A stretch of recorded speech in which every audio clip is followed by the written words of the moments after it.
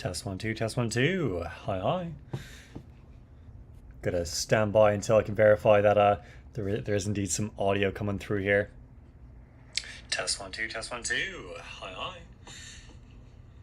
Gotta stand by until I can verify that there is indeed some audio coming through here. Okay, I'm seeing that there is indeed audio. I can hear it. Sorry about that loop there. I just noticed there is a loop because I have my phone as well. So let's go ahead and minimize the screen here. So we still got chat, and we're gonna load up a project. So let's see here. Oh no, reopen.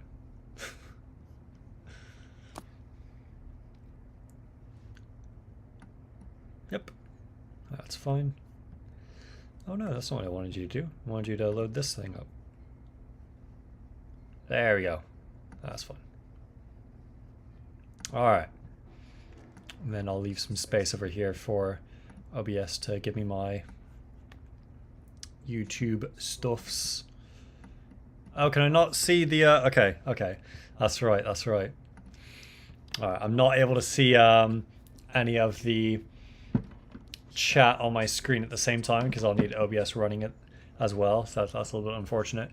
But yeah, here we have it. I'm gonna have audio loop again momentarily. Just gonna verify that you can hear the audio from Logic, so you might hear it loop again momentarily. Just gonna verify that you can hear audio from Logic, so you might hear it.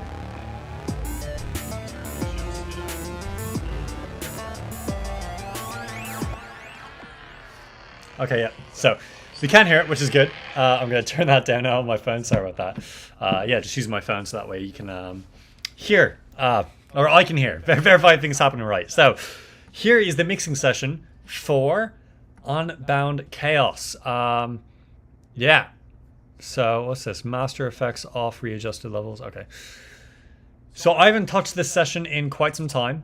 I'm going to run through it, explain what I'm doing as I'm doing it, and I'll give you some background on this song. So this song was made a little early in my Full Sail career.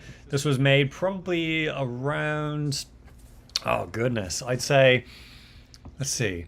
So we started in March, April, so April, I think July 2023, almost a year ago, this song was made. Maybe a little bit less, but yeah, quite some time ago, and it was slated for release, but I wanted to get some extra things done with it beforehand, so it eventually ended up being a project in Lost Melodies and Unloved Timbers Volume 2. So we'll give it a listen here, so I can show you kind of what's happening in the Logic session, and then I'll walk you through it, what's happening in detail. So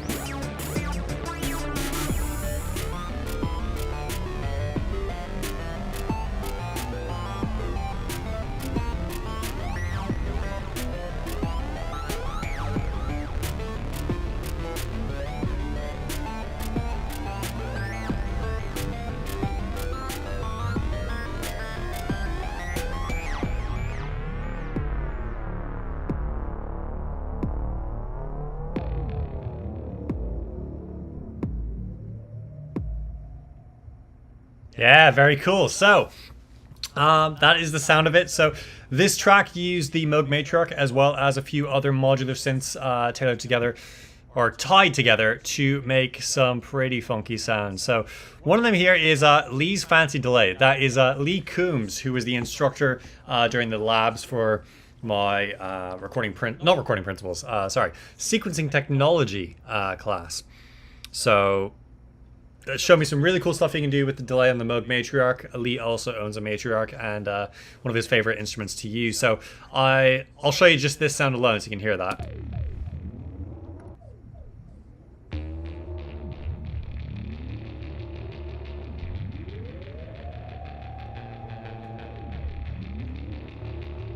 It's very, very alien sounding stuff going on. It's quite cool. I like it quite a bit. So we also have Angry Sailboat, which sailboat is kind of joke on full sail. So, you know, sailboat. It sounds like this.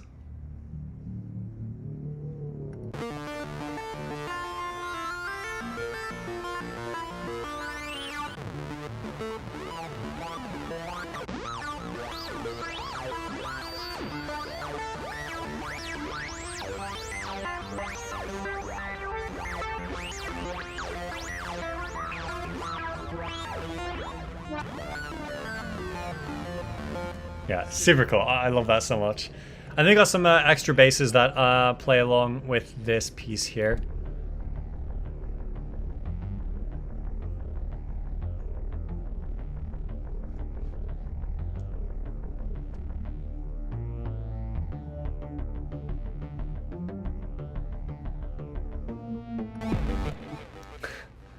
And then finally, I have all of the drum elements. So there are some crazy drum elements happening here.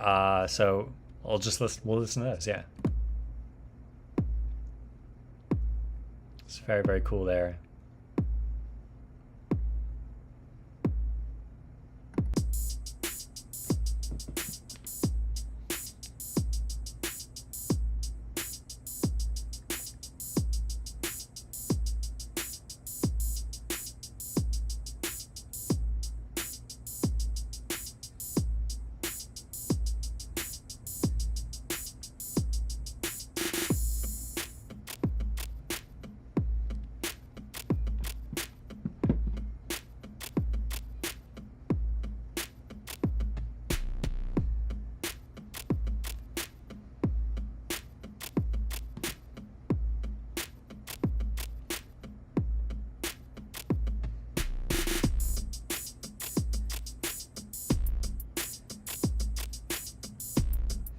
So yeah, very fun. I love this. I think is this sound here? Is this right? Yeah, crazy, crazy sound. It sounds so brilliant, and especially with the snare.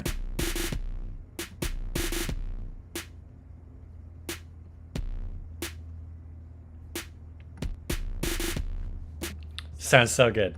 So the main issue that I notice here is that there's definitely balance issues with the levels, the equalization. So what I'm going to do is a little scary.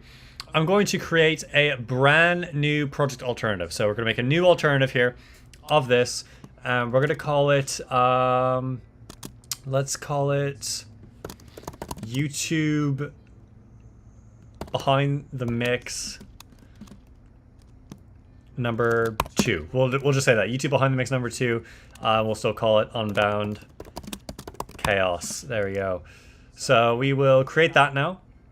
And we will not save what we have now. So save the changes made to the alternative master effects off. No. So we won't save that. But what we will do is now that we're in this version, we can start messing with some things. So first, I'm going to do something dangerous. Like I said, I'm going to take off all the equalizers. So every equalizer that's on here, I'm going to, I think, just bypass for now. Let's see. Keep the compressor for now. But yeah, every EQ I'm going to get rid of. In fact, compressors as well. I'm going to get rid of the compressors. Let's see here. There we go. Compressor off. Okay.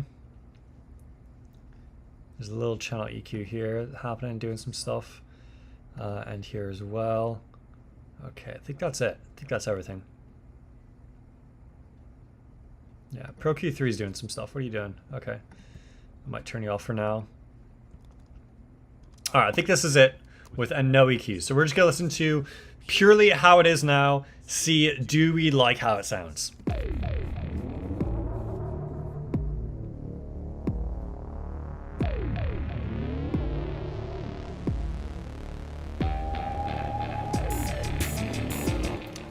No, absolutely not. It's disgusting. So before I fix anything, I'm going to readjust the levels of things. So I'm going to make sure that everything is sitting well in the mix level-wise. So I'll be readjusting faders. We're not going to be focusing on any of the timbral qualities just yet, just the level. So I'm going to make sure that there's nothing in here that is too absent or too present in the mix. And if it is, I'll just adjust that and make sure it's not the case. So listening again, just whatever the first thing is that stands out, I'll be adjusting it. So first up, least fancy delay is way too loud. So we're going to move that down a little bit. And then I'll also want to take a look at my master fader to make sure that this thing isn't clipping. So where are you averaging? So we've got plenty of headroom right now.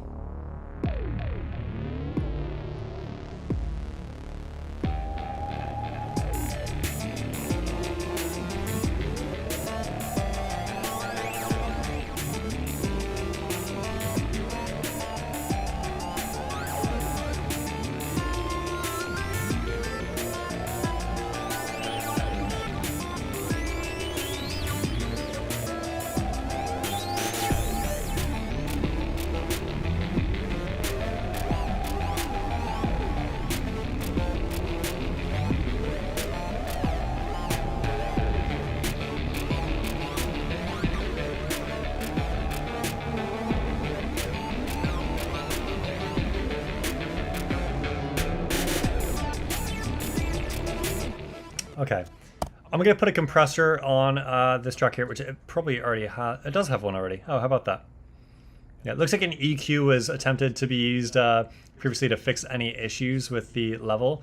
We're going to change that out for the compressor instead. So we're going to use the compressor to adjust the levels. I don't think there are any timbral issues with this track, so we're not going to be adjusting anything timbrally, but just making sure that angry sailboat here, and we'll zoom in on you. So angry sailboat, we're going to be adjusting with the compressor to make the levels a little bit more consistent throughout the mix. So let's give it a listen.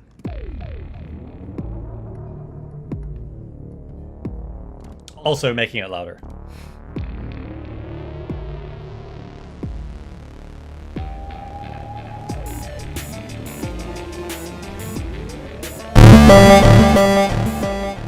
I am so sorry. Oh, wow. Yeah, so finger slipped. RIP headphone users, myself included. Yeah, that was awful. I'm so sorry. Thankfully that there wasn't actually anyone live, so I didn't hurt anyone's ears live, but after the fact that may have been a critical blunder. Yeah, that was definitely a critical blunder for me. Ow. Look at that. Plus 7.5 decibels. Ow. Let's try that again and not make that mistake.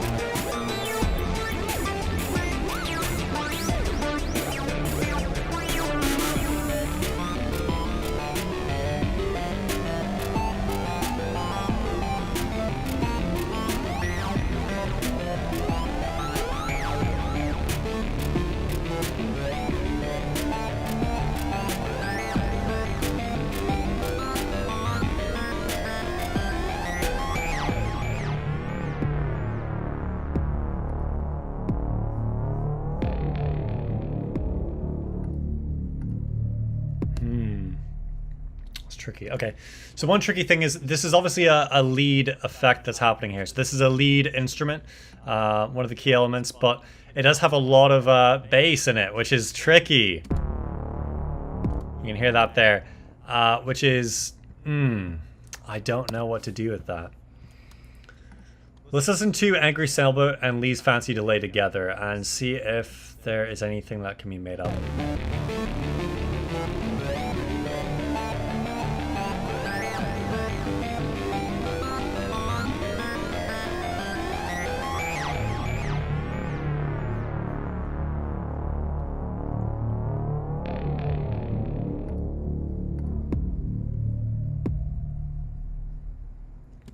Okay.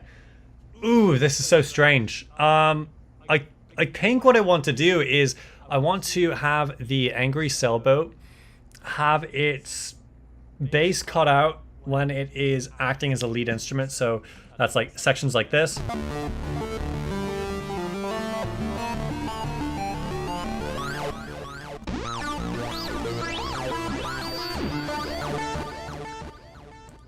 But then in other areas where it's acting more like a bass, I can have that automation bring back that low end. So we can have just like an automation sweep on the cutoff location for a high pass filter.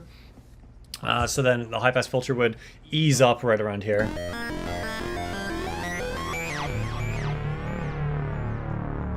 Yeah, it's actually really good. So right at like measure 53, really. It's like right on measure 53. That's mad. So yeah, that works. And then I guess measure 1 through 3.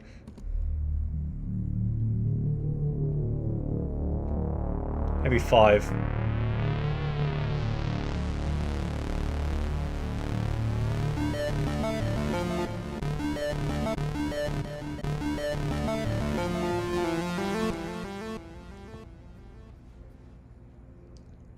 Okay. Yeah, I think right at measure 5 we can have some automation that will do that for us. Can we show track notes, please? Let me see. Track elements. Where are you at? Track components. There we go. Is there a comment section? No? Logic doesn't have comments there? That sucks. That's fine though. We'll put it in over here. Track notes there. And we'll say add automation for low end in at measures 1 through 5 and then out until measure, what was that, like 53. Measure 53. Okay.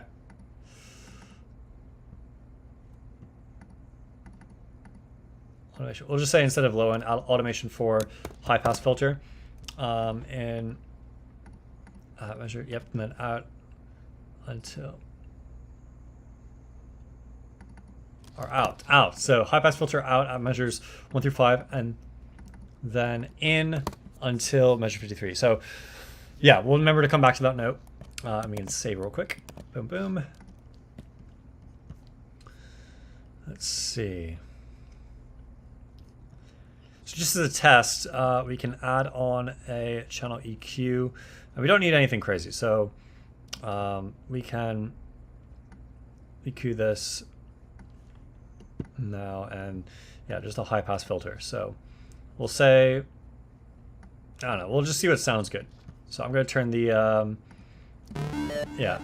Okay, I'm going to turn the analyzer off on purpose because I don't want to be EQing by eyes. I want to be EQing by ears. So I just want to listen to what frequencies are absolutely not needed, and then we will strip those out. So.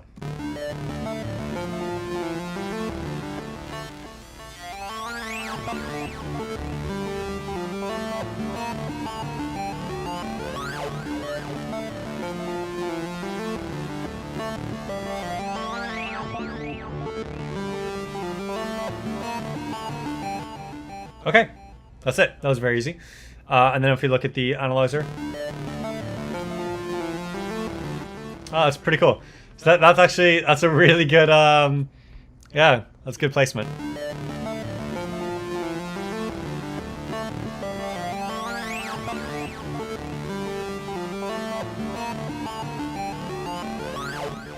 Cool, cool, cool. So, now let's see here. So we're just gonna bypass this for now. So it's gonna be bypassed. Honestly, this first one we could take out, but just in case, I'm gonna leave it in. But yeah, this EQ would be the one that we automate. But for now, we're just gonna leave it not automated because we don't have we don't want to mess with that quite yet. I want to listen to the drums. I want to listen to all the percussive elements, and I want to balance those out real quick.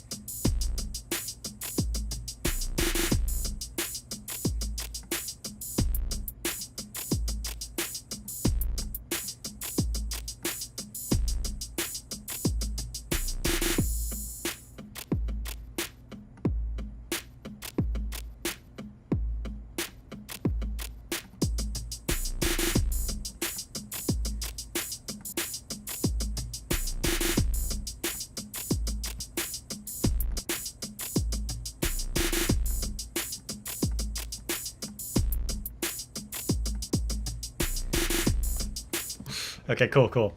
I just panned this super low tom all the way to the right, just to add some more stereo imaging. So when it hits, it feels like the toms are moving. So yeah, there we go. Let's see now. What should we do? What should we do? So I think I want to add some bandpass filters onto all the elements here.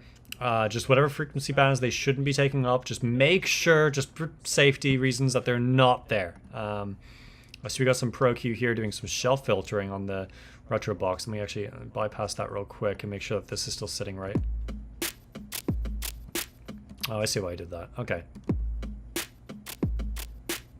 I can actually go up a little bit. That's not really too...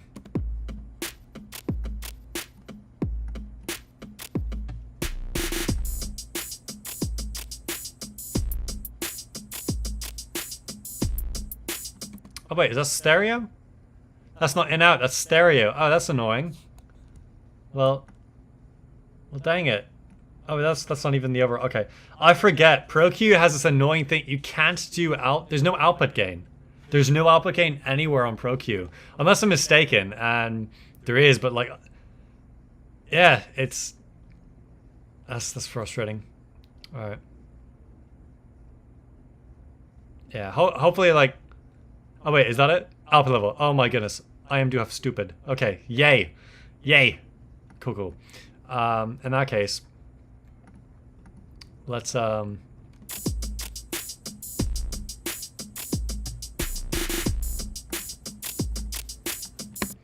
and we'll just A/B it to make sure that we're only making timbrel changes, not any actual level changes.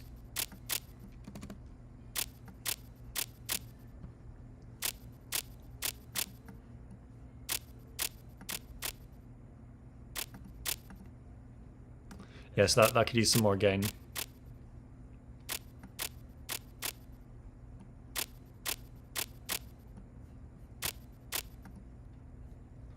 Right.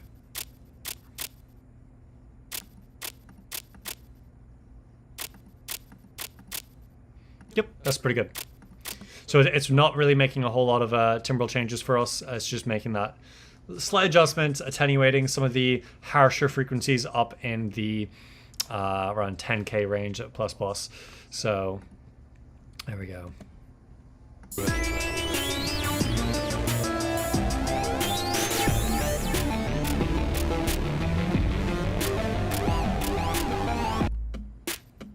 Yeah, I feel this is good.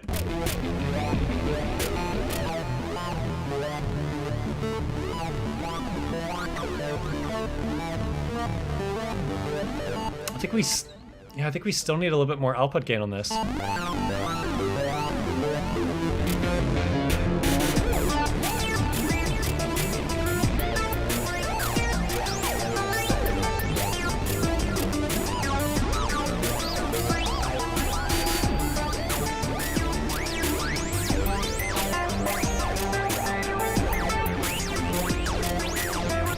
Okay. Okay, there are a lot of frequencies here that are not too nice. I'm going to get rid of those with the channel EQ again. Some of these higher frequencies. Let's see if I can find those real quick.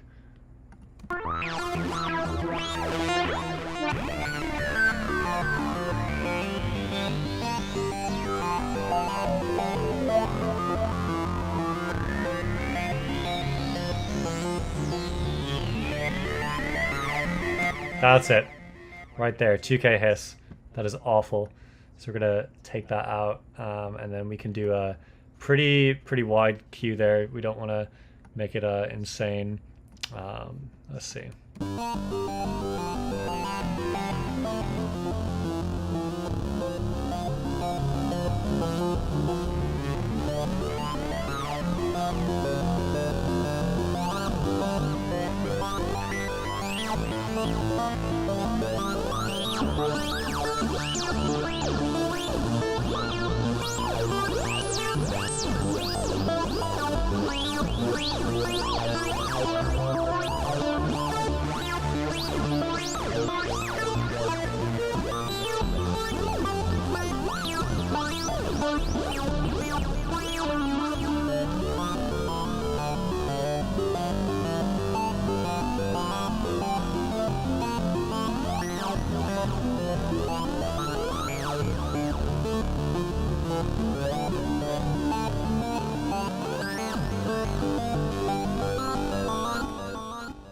But it has lost a lot of warmth, so I think we might boost. I don't want to though.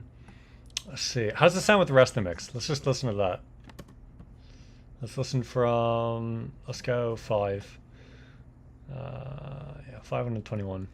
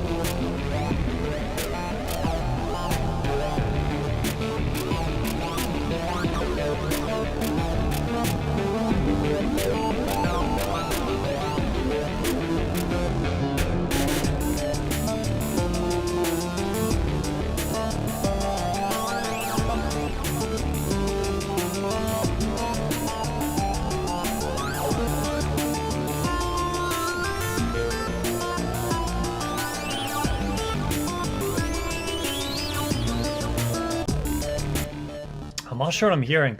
There's this thinness that's there that I'm not. Goodness.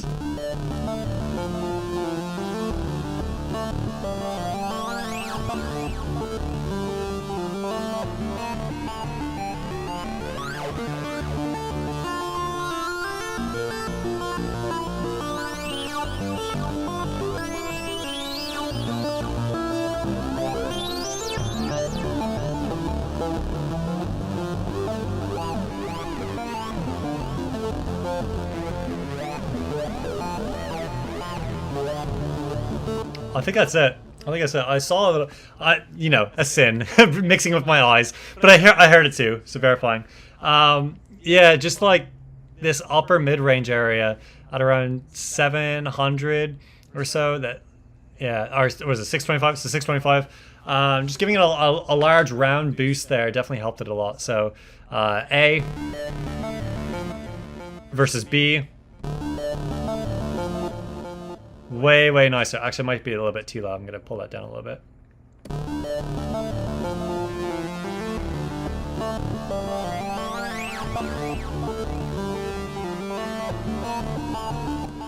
Yeah, that's far nicer. So that has a much nicer sound to it that I'm enjoying. And then we'll see how's that fit in the mix. So we'll go before. How did it sound? And now with it, how's it sound?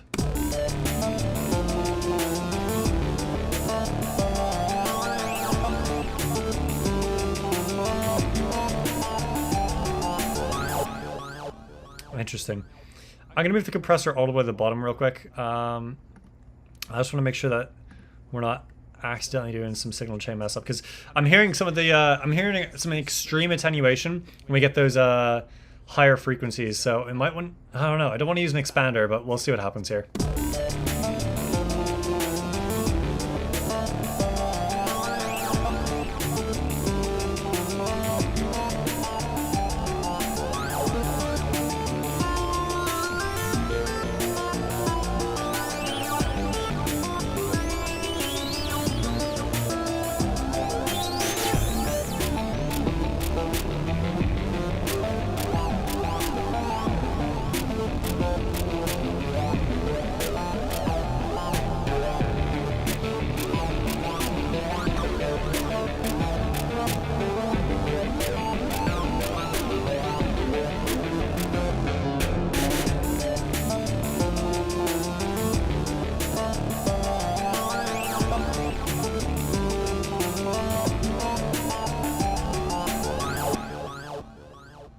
Okay.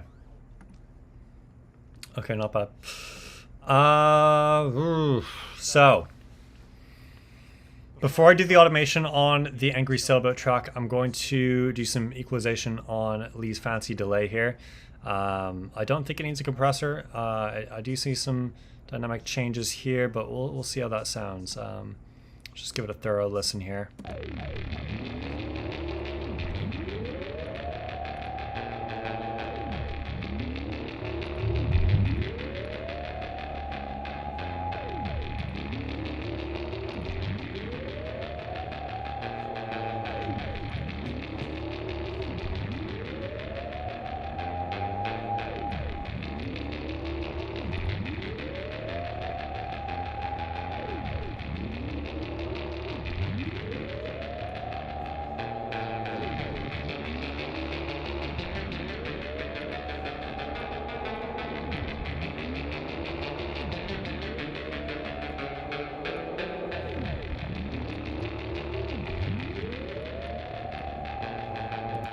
Okay. It's not crazy. Pull this compressor down here. So it's just after the EQ. So we keep the original EQ just here, just in case, just know what it was like before, and then we'll use a new EQ here. I saw that previously when I was mixing this, I added a crazy shelf boost. I don't want to do that. I'm gonna add just a little bell boost there. So where was this primarily at? It was saying like, that's wild. So it's centered around 60 hertz. I don't know. Where should we put it? Let's, I want to look at the analyzer here to see. Okay. So I see it's absent at around, oh no, I just said I didn't want to use you. Silly. There we go. So it is centered around 60, and I see that we're missing stuff around there. Okay, that's not actually too bad. I'll give it a wide Q.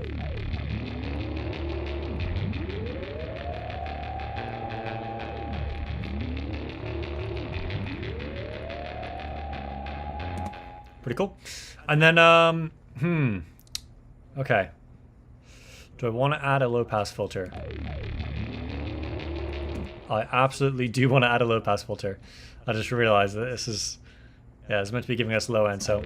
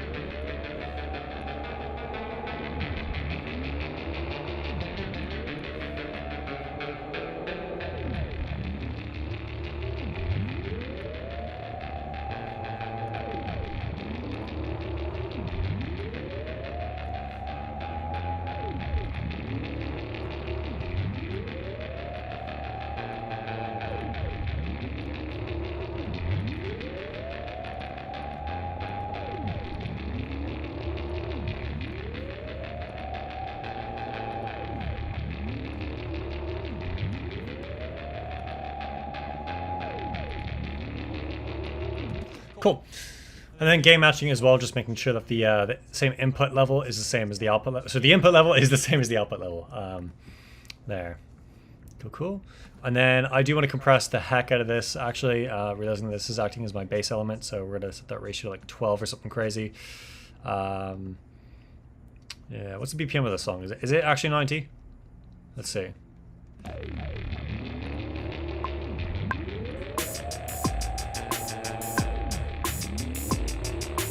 Okay, so it is 90.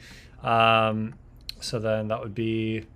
We need a calculator real quick. Calculator. Oh, okay. Bye-bye.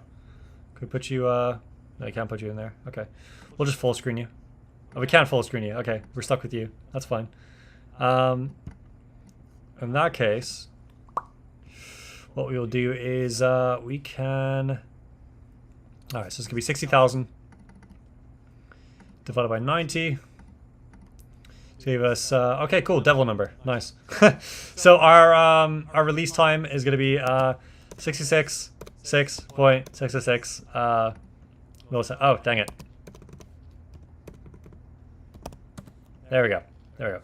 So that means essentially that our release is going to be in time with the quarter note timing. So every quarter note that goes off, the release will complete. So we can set a pretty fast attack there.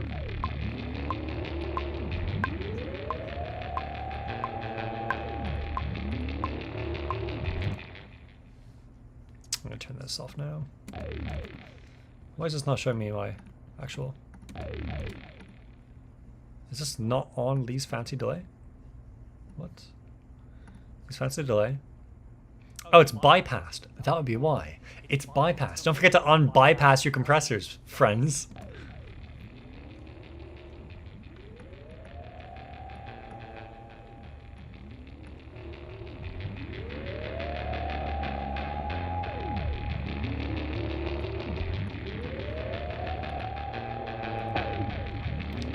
Whoa. Okay, sorry about that.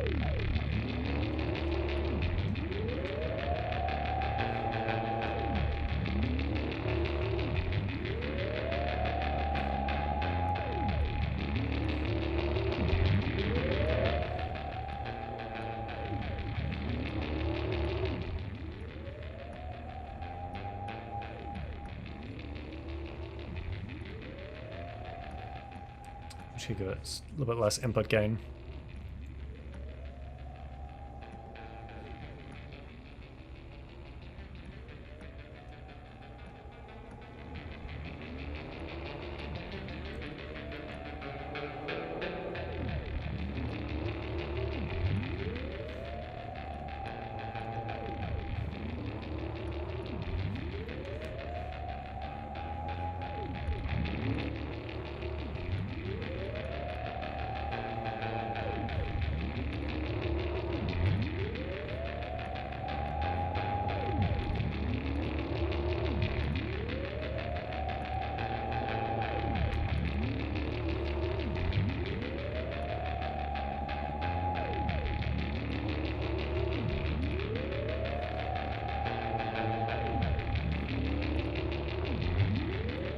Okay, so I'm not hearing a whole lot bass off there, so that's good. Attack's just kind of arbitrarily set. Nothing, no reason, just kind of want a somewhat fast attack. It's just a little punchy. Maybe I can actually bring it up a little bit.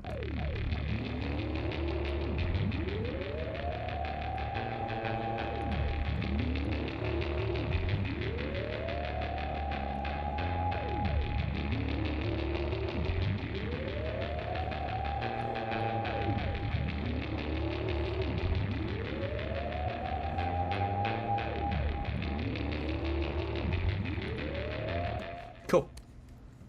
All right.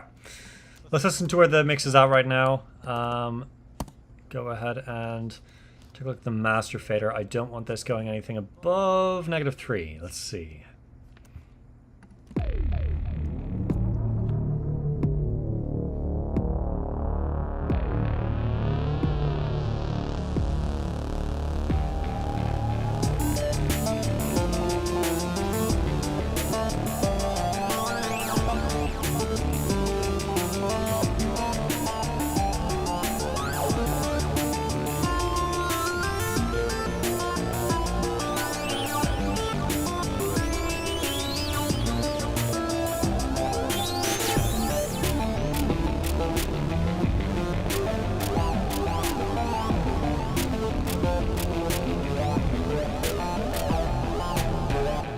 Okay, I'm liking where that's sitting right now, but I do want to touch on these basses here. So these have yet to be really touched. They do have compressors on them. Oh, it's pretty intense, actually. Yeah. Okay. Let's see, where are they at right now?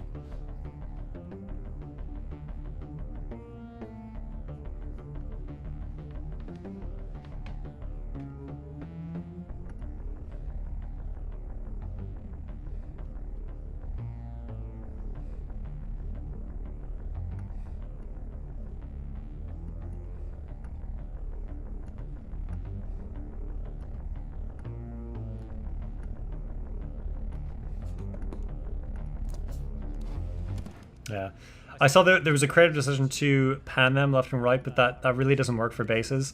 They really should be more centered. But I'll give them a slight panning to give them some separation. I don't know though. That may not be a good idea. We'll see.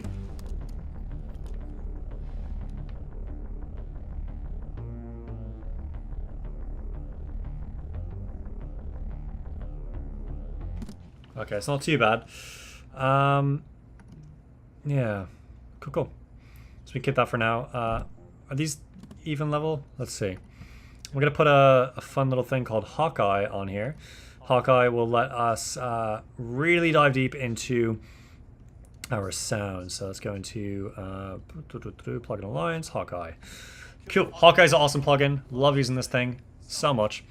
We're going to look at the tonal balance of this track. I just want to make sure that the track isn't too far to one side or the other.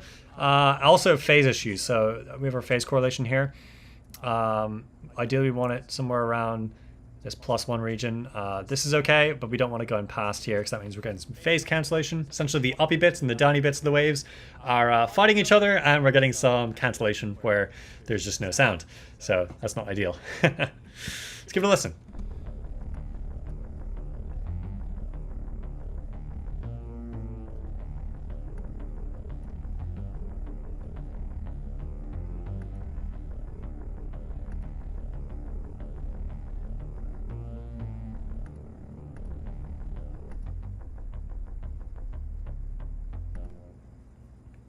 Is that right? That doesn't sound like it's the right instrument. Hold up. Thumb bass. Okay. And then you're there. Okay. So it's saying that we're a little bit to the right, and the one that's panned to the right is the thumb bass. So we can pull that a little bit to the left.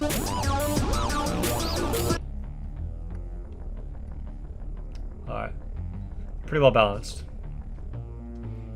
Oh, I see we're jumping around.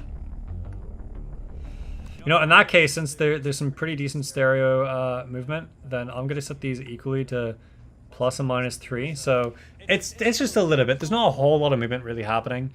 but just a slightly larger stereo field. It's super minuscule, really. But yeah, honestly, there's not really a reason for it. I didn't check out my phase correlation, actually. Let's check that out.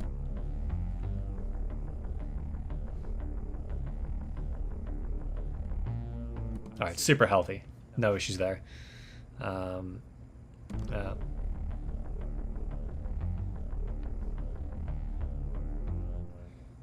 Yeah, no issues there. So that's good. I don't need to worry about any phase issues there. So I'll take Hawkeye off right now, just so that we're not using up too much RAM. Oh goodness, let's check out the entire mix. That's a good idea, isn't it? So Hawkeye, whole mix. What are we looking at? Let's reset everything. Reset, reset, reset, reset, reset. Cool, from the top. Please. There we go.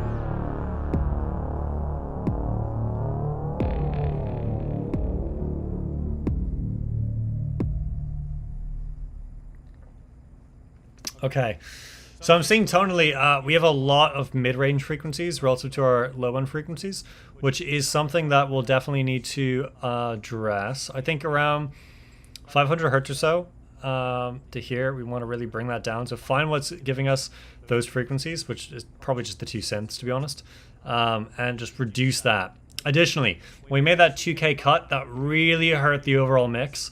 So yeah, we have that dip that's very apparent. So want to fill that out as to make the mix not too thin. So okay,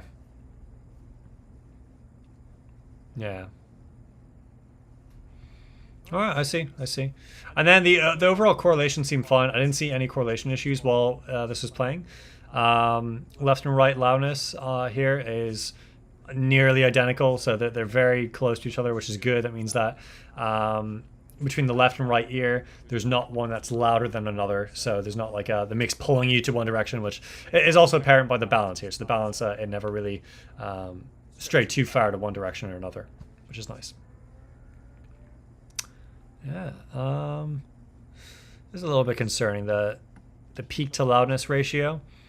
Kind kind of dip. Okay. It's yeah, the integrated loudness is like to the peak to loudness ratio. It's like it's whatever. It's whatever. We don't have to worry about it too much. All right. So first thing to address is the mid frequencies. So dude, those mid frequency. Where can we?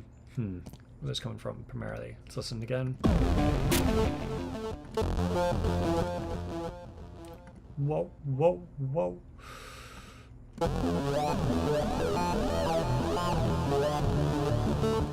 Oh, it's really just this boost here. So I'm wondering if, okay.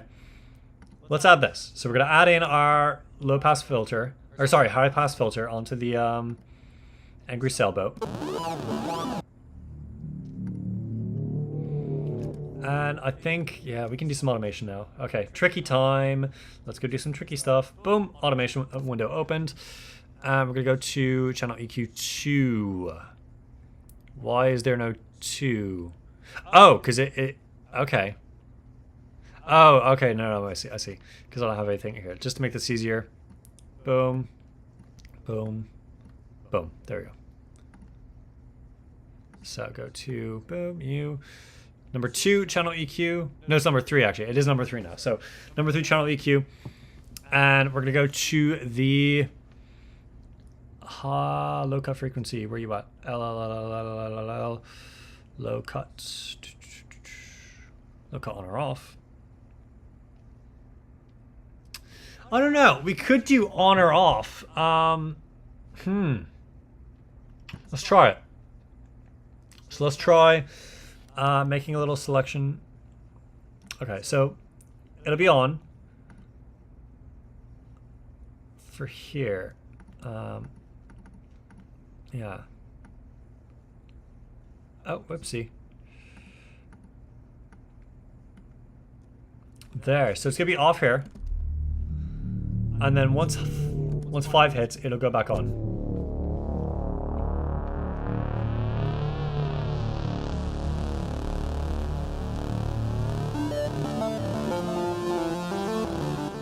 That was pretty smooth. Not gonna lie, that was pretty smooth. I like that. Okay. And then 53 is where it needs to go back off again. So take a look here. 53. Cool. And then we'll pull that down. Cool. Oh, not bad. I think I'm gonna move it a little bit further in, just because I want that to hit a little bit harder. So it's like it swells in. It doesn't feel like it's just like popping in. Not bad. Okay, let's give that a listen. Let's see what we got here.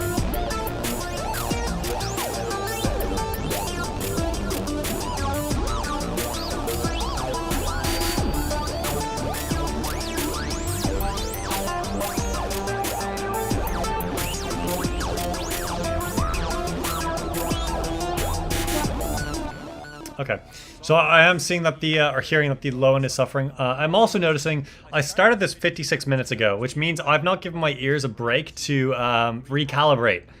I'm going to do that real quick. So, stream's going to pause for about, I'm going to say 10 minutes, unfortunately. So we're going to be on a 10-minute hiatus. I'm going to write down just that indication that we'll be back in about 10 minutes, but I just need to give my ears time to rest, recalibrate. So yeah, I'll put a little sign up or something. Here, can I find a Safari thing? Let's go to be back in 10 minutes. Minutes. There we go. We'll return in 10 minutes, and then we'll just download this and open it.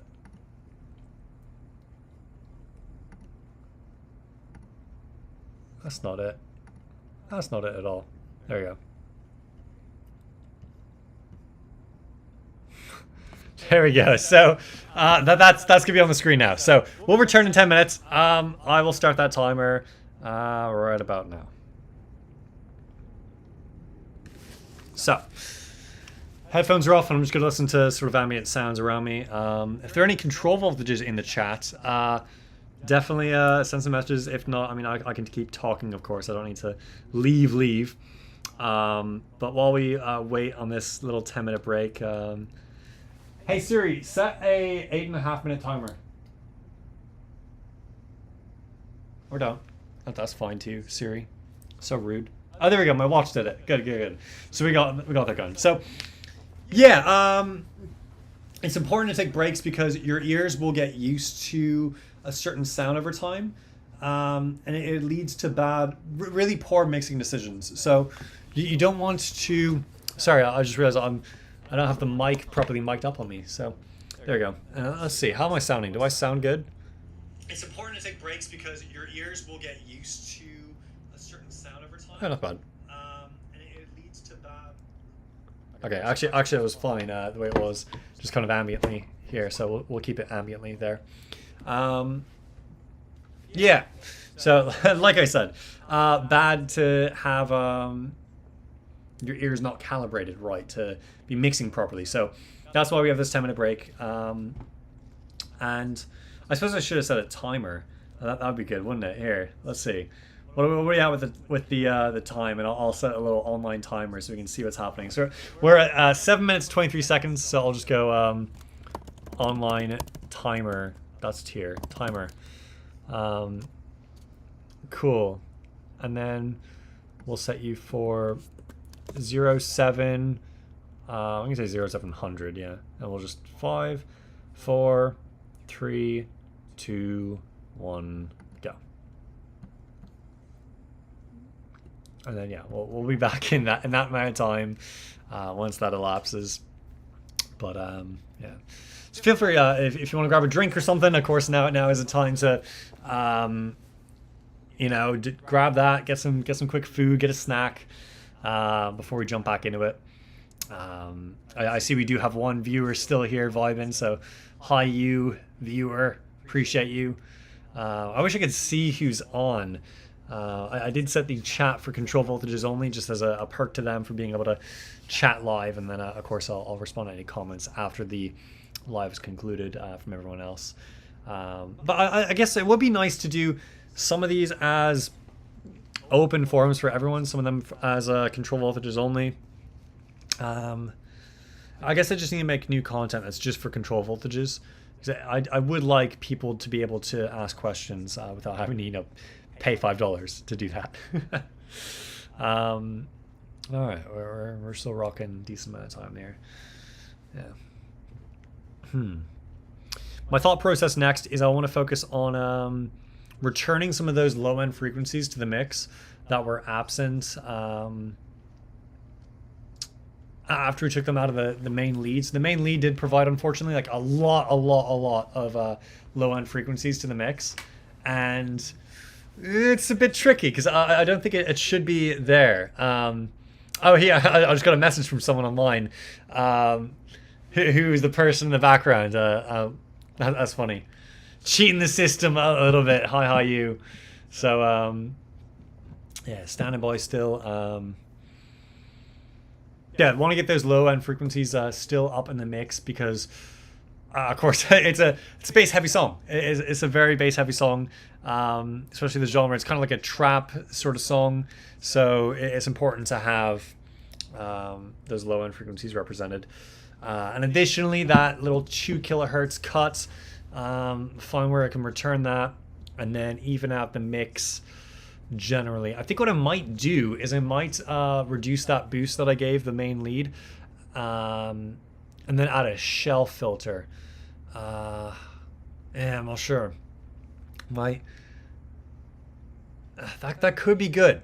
That could be good. Is add a shelf filter onto the a low shelf filter that is onto the angry sailboats, and then return the bell EQ boost back to nominal or just slightly above, and hopefully that'll assist it. So yeah, it's funny, we've got 4 viewers now and we're on break. That's hilarious. I promise you, we are 420. I promise you, we will return back. Oh, sorry, I was looking at the wrong thing. So there's how you can tell how far the delay is. It went down to like 358 or something before I said 420. So that's the delay. It's like half a minute of delay, which is mad. Yeah, so it's really cool seeing you all here. I appreciate you all being here. It's nice having a little audience to watch, see the process. So I hope you definitely learned something from this. Yeah, this is just taking a little break. We're not again stopping. This isn't until the live ends. This is just a little hiatus before I get back to mixing, because my ears need a reset. Hopefully you're not tired of me saying that. Just new people arrived, so got to say that for them as well. I'm gonna grab a drink as well. Hopefully my voice doesn't sound too like raspy or whatever. Goodness, I have no idea.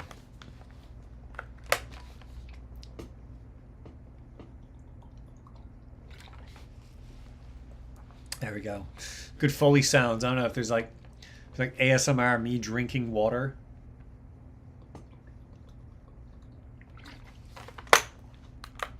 It's good. Hydrate or dihydrate.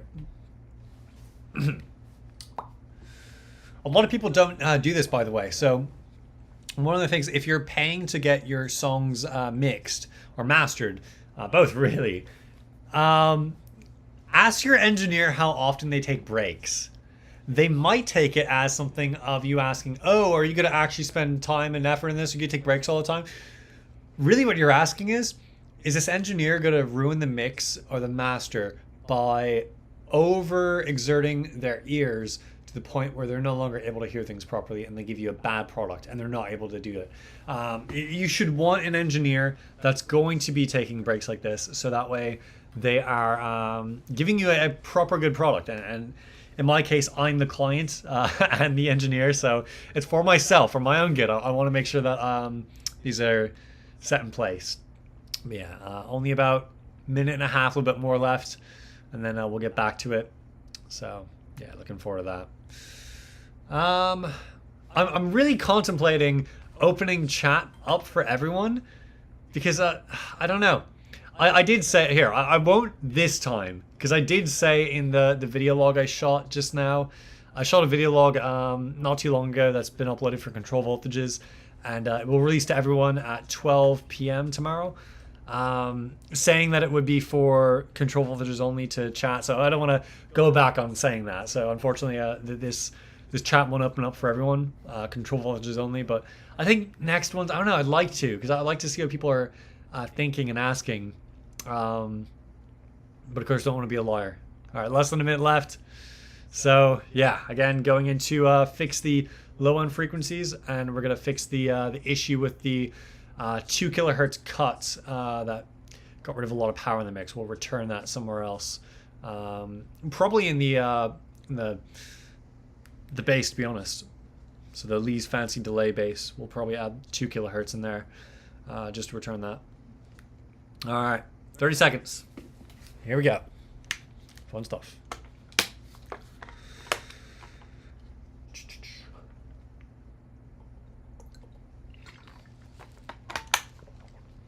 All right.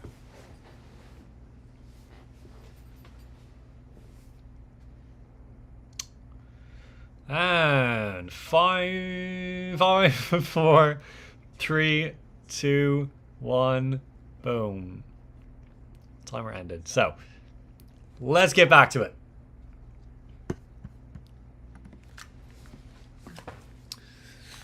All right, so we're back in the mix. Yeah. So the first thing I said I wanted to address was the low end missing. So I don't think it was actually that low end was missing. I think it was here. It was this could all be addressed probably right here. Is this right here was bad idea. So we're gonna reduce 3 decibels. Here, let me see if I can do some math. Okay, so that's like, I see. So we'll reduce 3 decibels here. We'll just have a tiny little boost, and then I'm gonna add a shelf dip of about negative 2.8, and then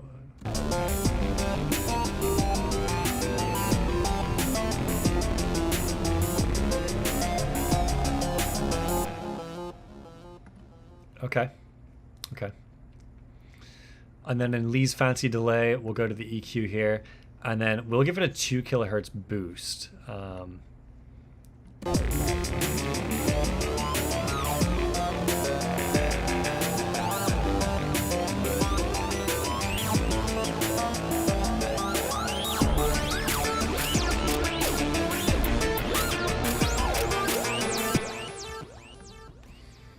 All right, and let's take a look at the master EQ, master fader here, and see if that has returned to some normal value.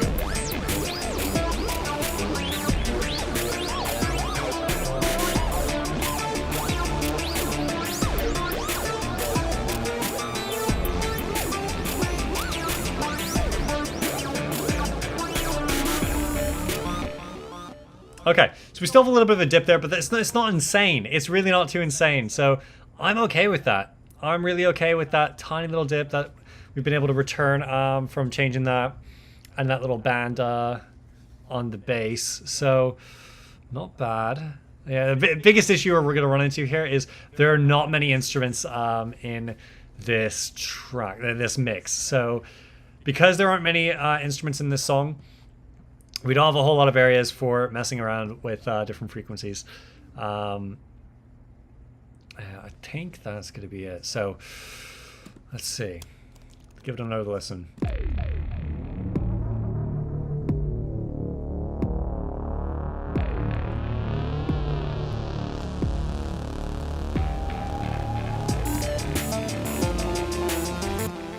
You know what? I hate how that sounds.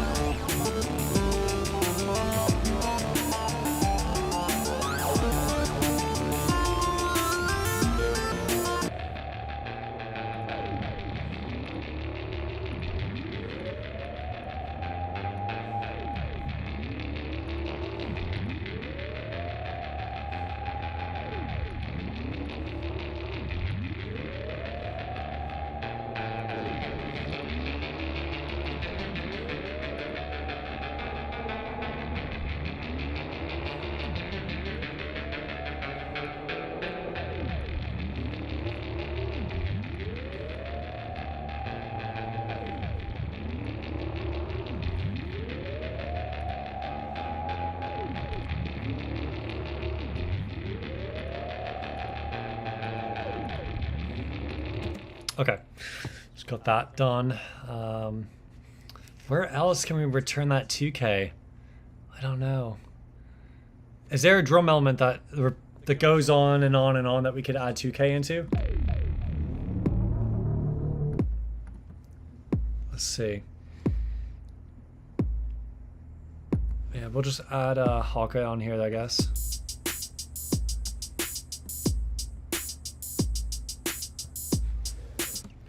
We could try the snare. Okay, we could try doing it on the snare. Ah, that's dangerous though, but we can try it. We can try it. 2K on the snare. How does that sound? It's actually not bad. It's actually not really, that's not too bad at all. A really harsh sound on the snare.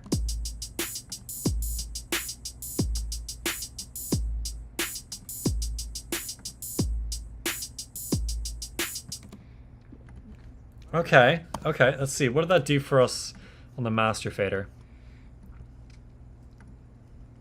And then we'll unsolo you.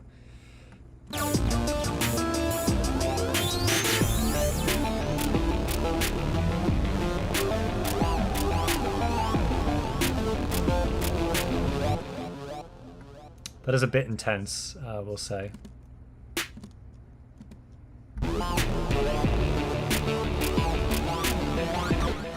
It's this thing, it's Retrobox.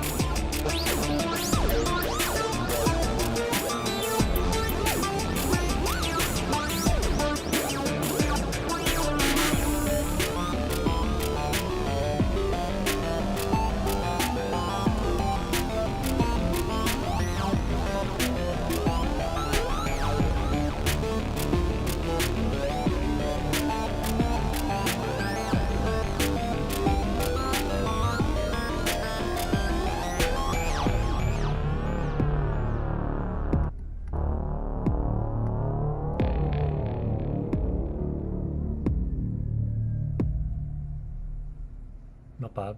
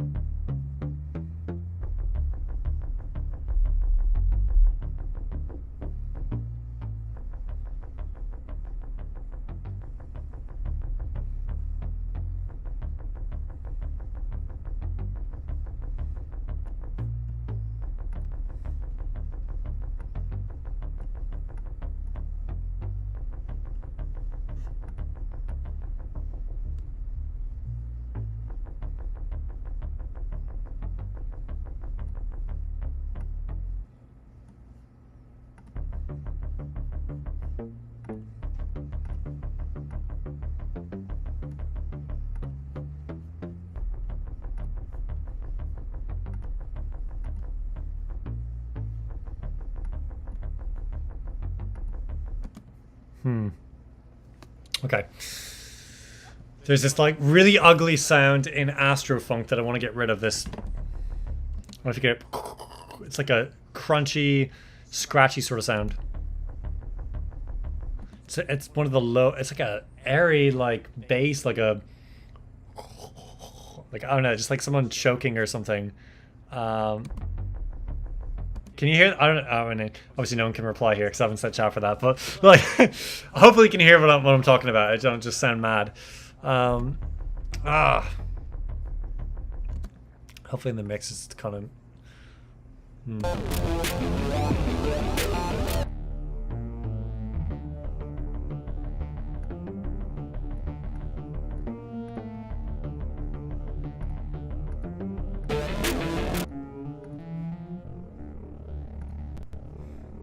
What the hell is that?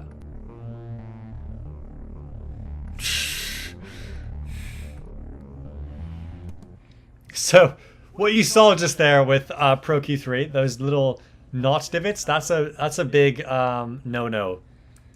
You shouldn't be doing that. Wow, that those are not ideal. The harsher you set a filter, its Q, the more of this like really disgusting artifact you're gonna get in your sound. So I'll give you an example here. So I'm gonna put a put something on Angry Sailboat here, our main lead. And I showed this in one of the video logs. So if I add another channel EQ here, so we'll add a channel EQ, and we'll just delete this afterward. But I'm gonna add a, say, high pass or low pass, low pass filter. So low pass filter right here, and we'll set it for 1K, and we're gonna set this like a pretty low Q, 12 decibels per octave. So listen to this.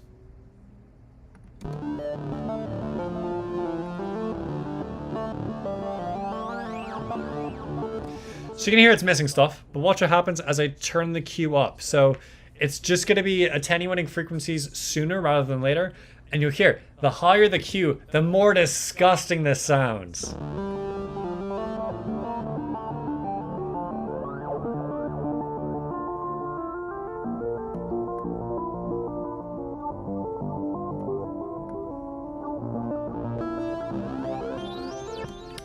It's still generally doing the same thing. So here, I'll even set it for 4K. So we're not really getting rid of a whole lot. But as you increase that Q, it gets more and more disgusting.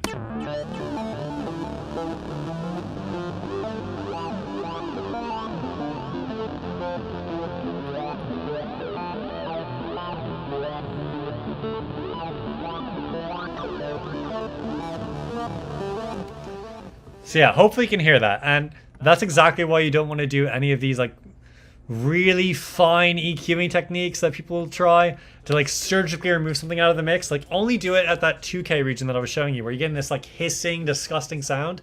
That's where it's kind of okay to do it. You're gonna get some artifacting from it, but overall, the amount of bad stuff you lose is greater than the good stuff you lose. I mean, it's like surgery. Like when you gotta get rid of something, you're gonna get rid of some of the good stuff. Hopefully, you get rid of a lot less good stuff than bad stuff. And if you don't need to get rid of any bad stuff, and you're only trying to, or like if you only have like a small amount of bad stuff you're trying to move, then you don't need to do this crazy surgical cut that you're going to be removing all this stuff from. Think of it as the smaller your Q, the larger of an area you're taking out. The larger of a Q, the smaller of an area you're taking out. Now, that seems counterintuitive, but that's because there's that artifacting that you heard. You're gonna get more of that really like compression, like MP3 sound to your mix. You bandpass it like that. Here, I can show you. It's like an MP3 gives you like trash low and high end, and it's like super harsh too. So I can mimic converting this to an MP3 file.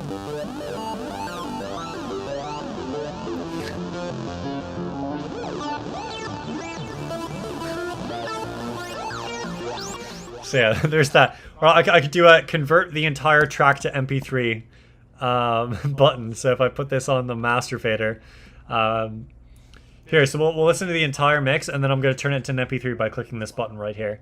So, yeah.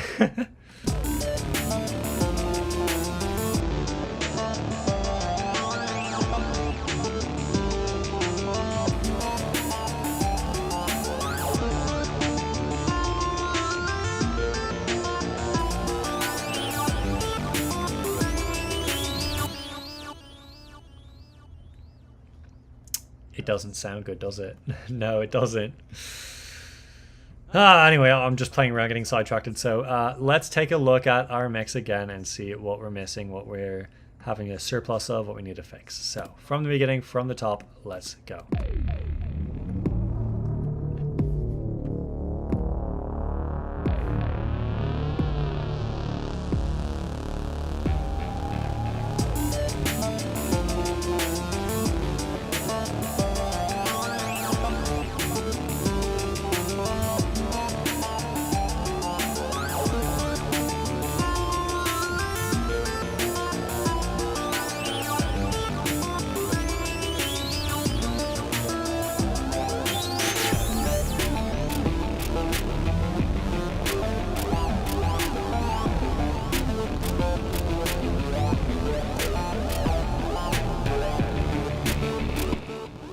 Right here. It's right here, these basses.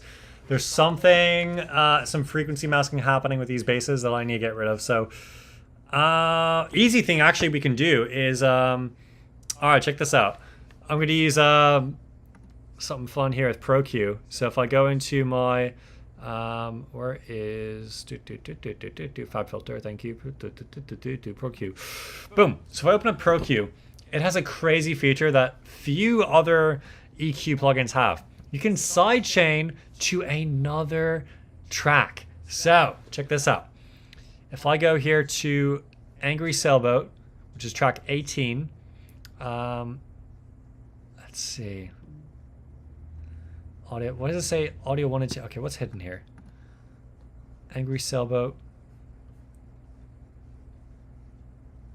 Okay, this is, all right, so it'd be Angry Sailboat 2, I think. So we'll go to Angry Sailboat 2.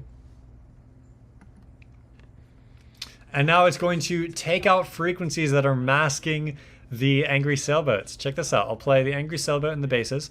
And I'm going to turn, I'm going to turn ProQ off. And then I'll turn it on, and you'll hear that the Angry Sailboat becomes more present with these two here. So give it a listen now. And now on.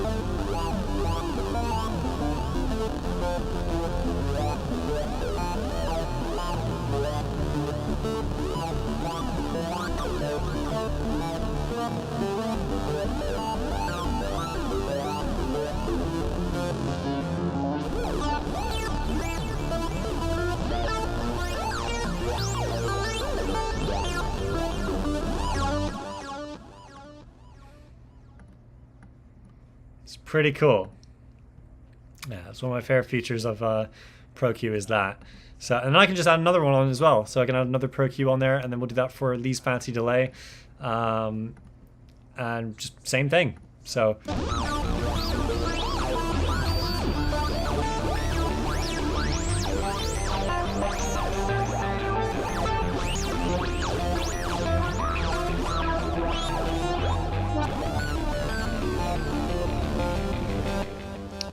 And it just ducks right out of the way, so we can turn this up, and it'll still fill up the frequency spectrum without having those frequencies masked. So let's give it another listen with this on and see if we like it. So we'll listen to it off real quick again, and then we'll listen to it on.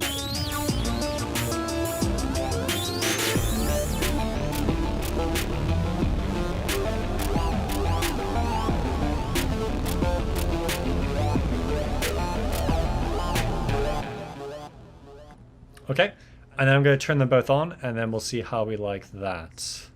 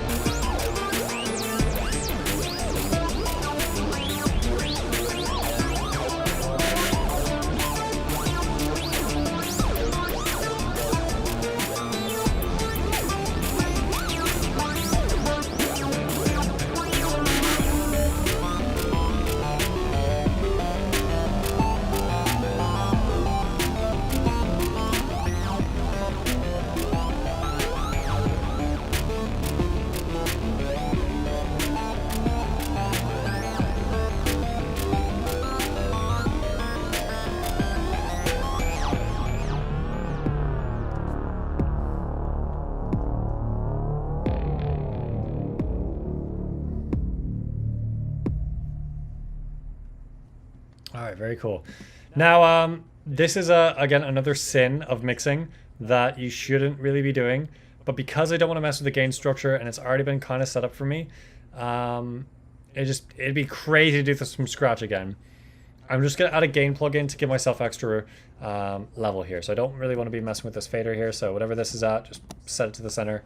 And I'm gonna add some gain with this here. So I want to be shooting for levels that are between -6 decibels and -3 decibels relative to full scale. So really I want it to peak maximum at -3 decibels, and I want it to average at around -6. So we're going to see if we can get it there just by using that gain plugin, and I'll be turning my monitor down for myself real quick.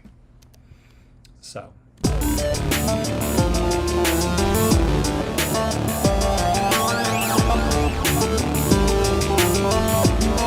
Oh, there we go. So we hit 2.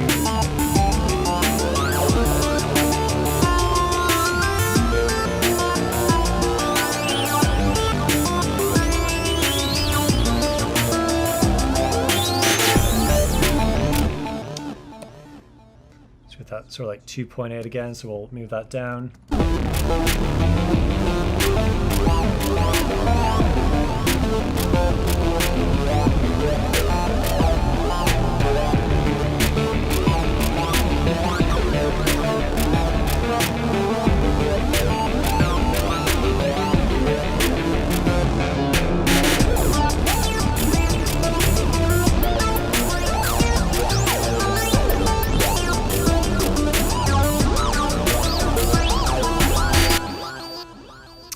Oh, I think when I went to mono, it gave me some extra. Shoot, I shouldn't have done that. Whoopsie. All right, reset.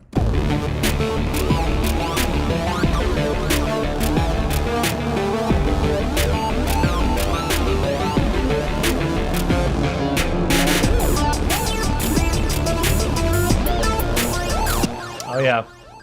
Yep. Definitely got something big there, spike-wise. So I'll move that down.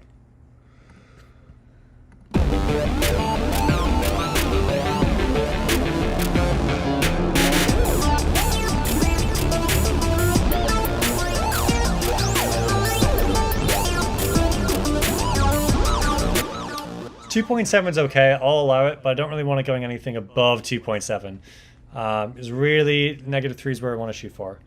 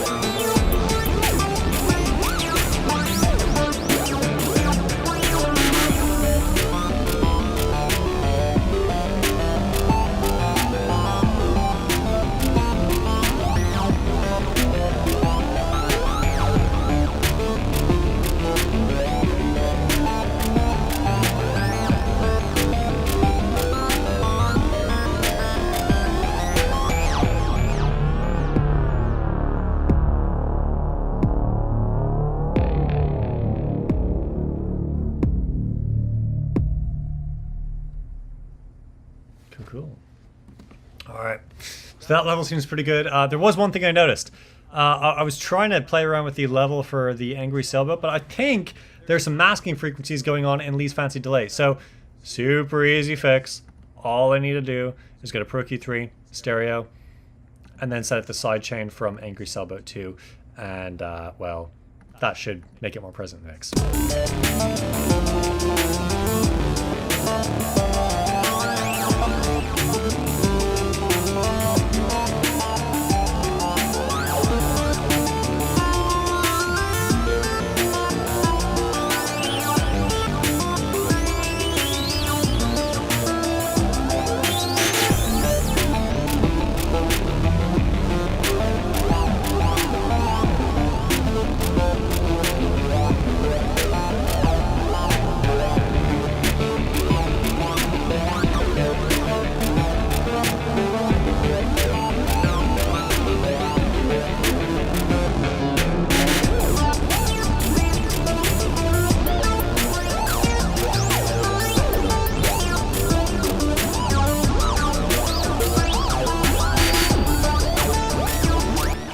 Ooh, okay, I heard something that was a bit too loud there. I think it's this.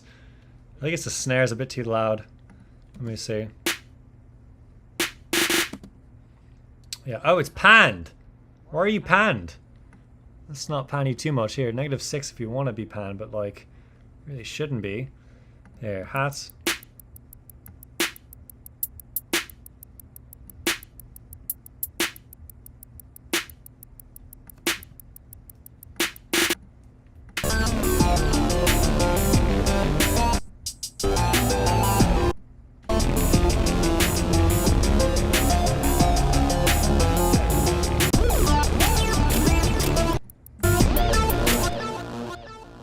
Is this even needed?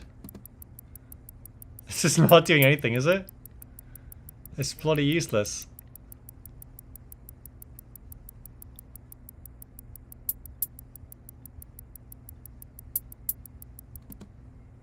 Wait. Let's go into the MIDI for you. Let's see. If I just say this, will this... No. No, it's... I don't know. What are you?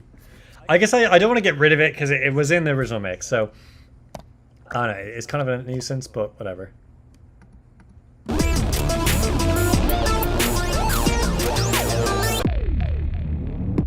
Okay.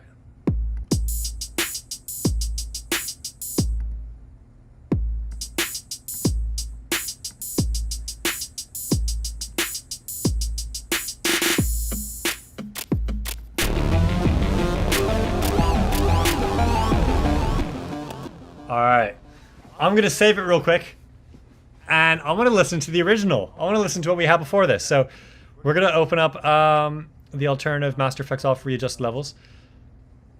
Listen to this real quick, okay? That's fine. I want to hear, what was it like before, and what is it like after? Did we make an improvement? So, let's go.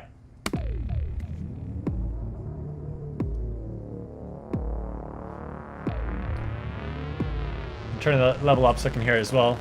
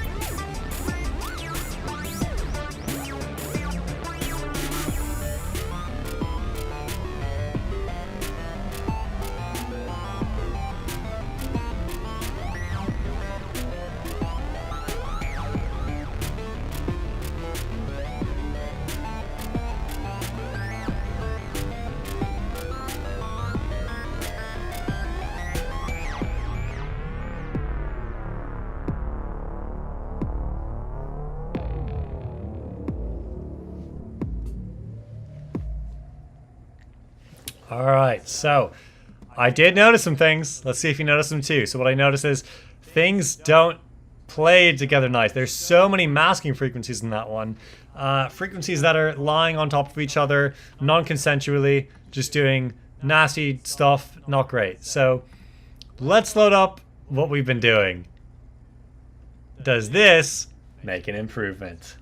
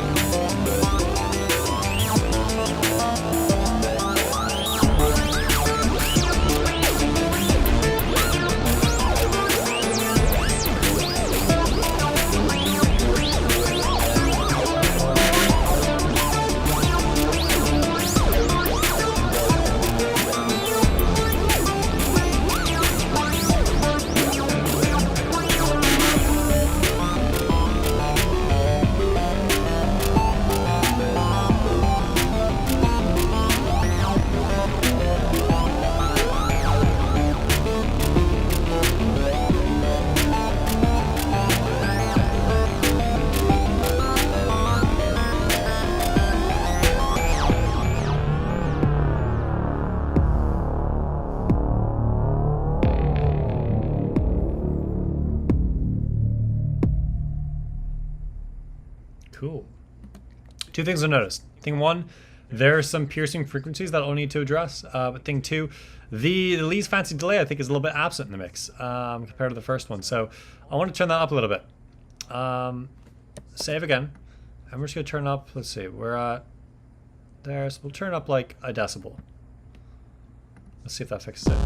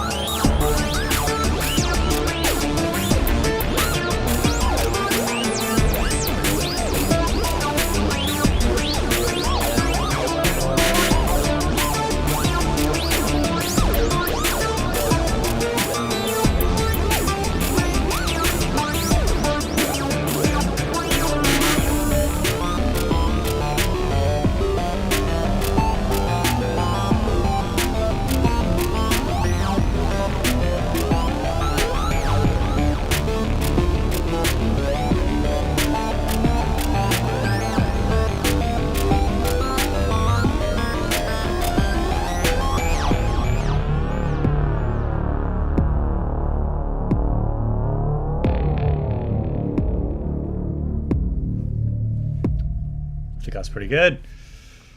All right. There was one little thing I wanted to try. A little aggressive. I want to try doing some automation with mute. Let's see. So main mute.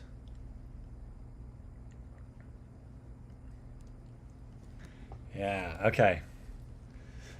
This is tricky here. Let's see.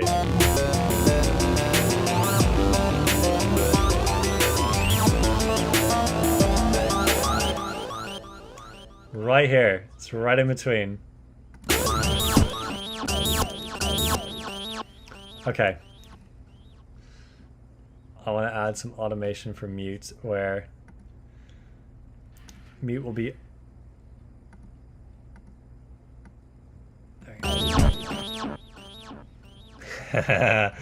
Okay, this is a little tricky here. This could sound great. This could sound bloody terrible. We're gonna find out, I suppose.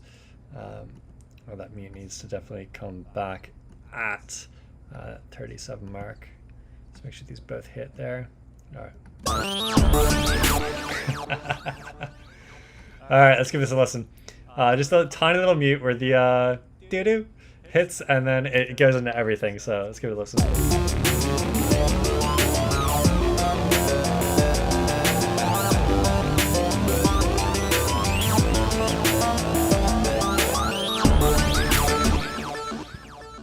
You know what? I might actually go a little bit more intense. I might go all the way over here and see how that sounds. Just a little bit longer. That could actually work. Let's see.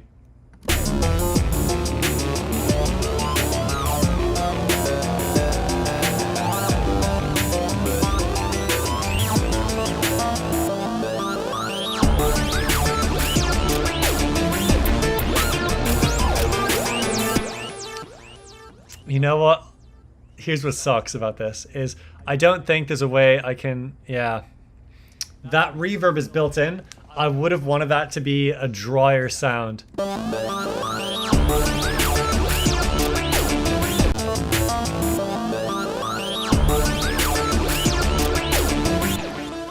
Could I use clarity?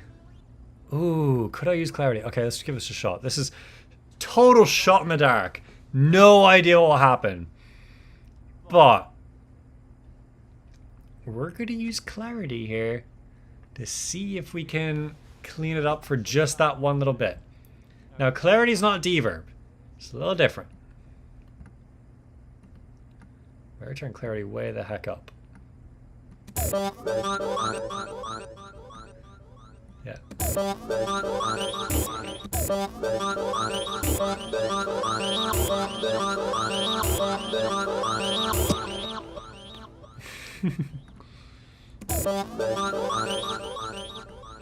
And we'll reduce the width too.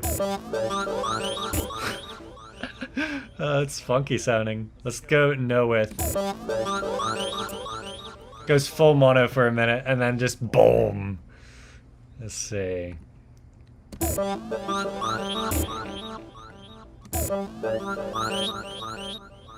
What's eco? Low CPU? Oh no.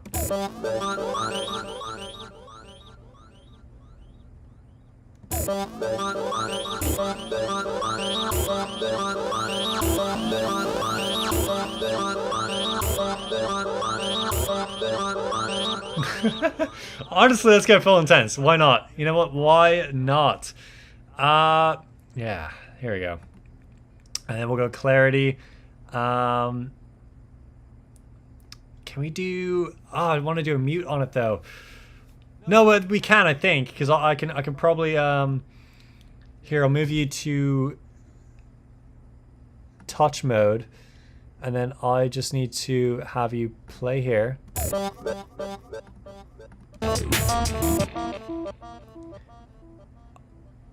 No, wait. So, turn touch off. Go to read mode. Mute you.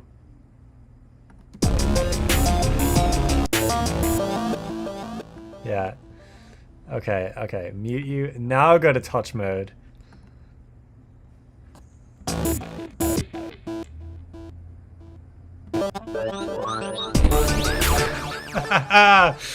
Oh, there we go. Okay, and then the bypass on it. Okay, cool, cool, cool. Let's give this a shot.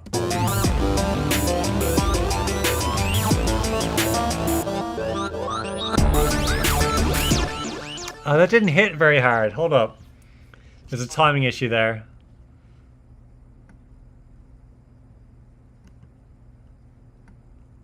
Ah, I see. Okay, maybe there. Maybe there.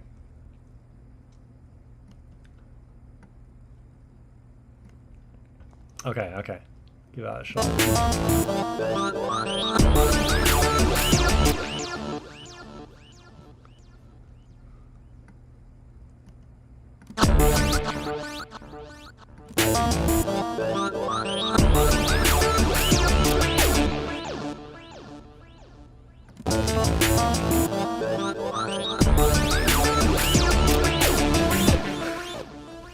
I don't know. Is that good? I don't think that's good. Let's hear it in more context. So we'll play from 25 here.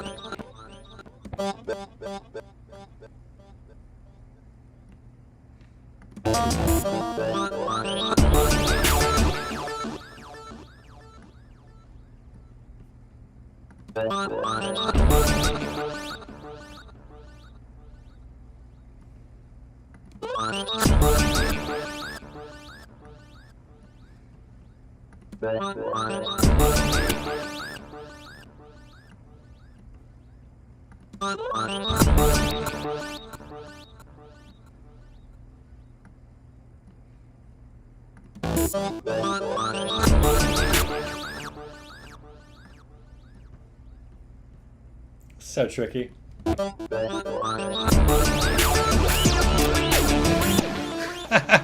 Okay, that's pretty good there. Okay, I think it's just a timing thing with the mutes, getting the mutes to just hit just right. They need to come in a little bit before that 37 measure mark. So let's give it context again. 31, and then we'll go to 37.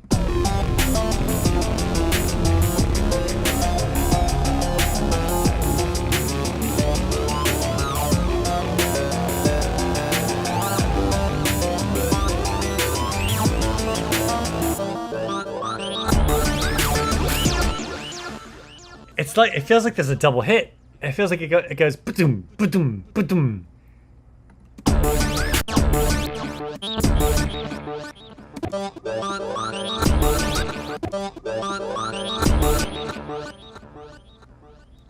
What if I extended this a little bit further?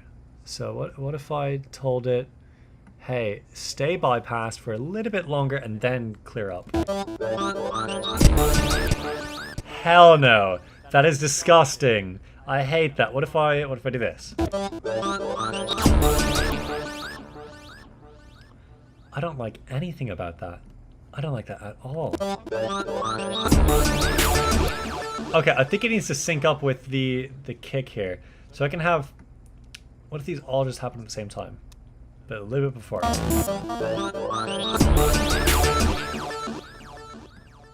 Could you happen a little bit before? Like a tick before. How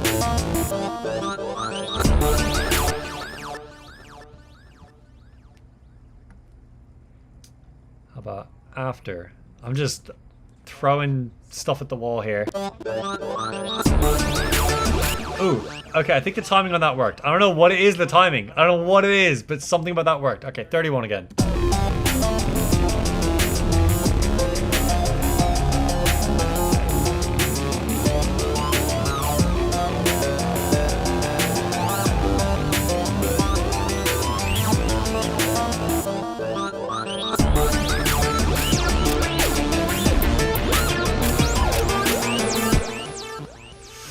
I don't know. Okay, chat, here's what's gonna happen. I'm gonna open up messages for everyone. So we're gonna, okay, anyone, absolutely anyone can chat now. What do y'all think? Oh, hi, Luke. Good seeing you. All right, it is now set for everyone to be able to chat in the comments. So what do you think about this little section here? How do we get the timing to work with that? Why is it not hitting just right? I mean, obviously it's offset there by a little bit. But is it... I can't tell. What do y'all think?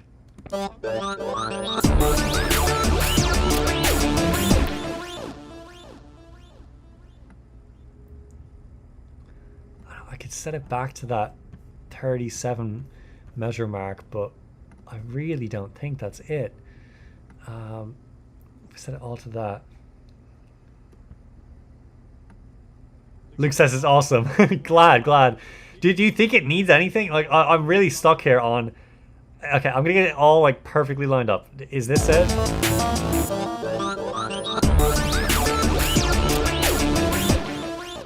Marvin says that they like the way it is. Okay, let's see. 29. Let's give it a listen there.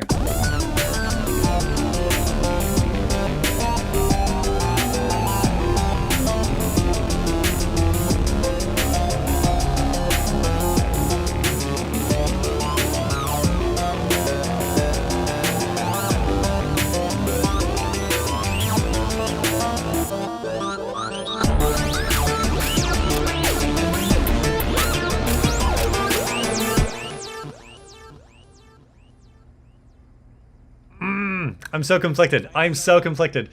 I kind of want to add an element that I'm not going to actually do this because this is going to be totally against the rules of Lost Melodies on Love Timber. So I'm adding stuff that I didn't add when I composed this song. So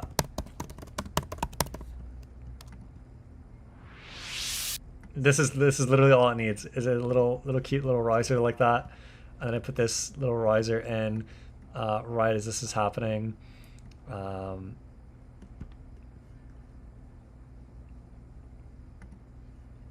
Let's see. Just get it right there. Yeah, this is all I need.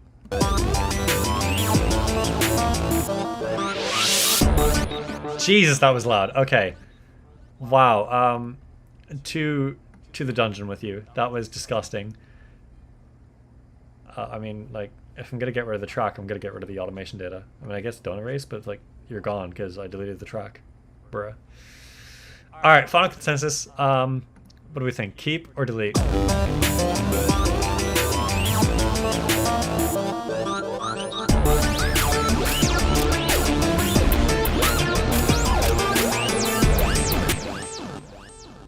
What are we thinking?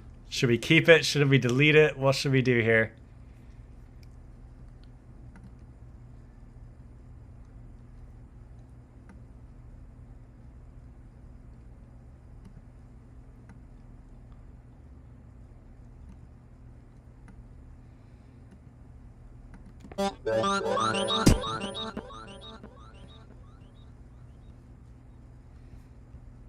Keep it? Okay.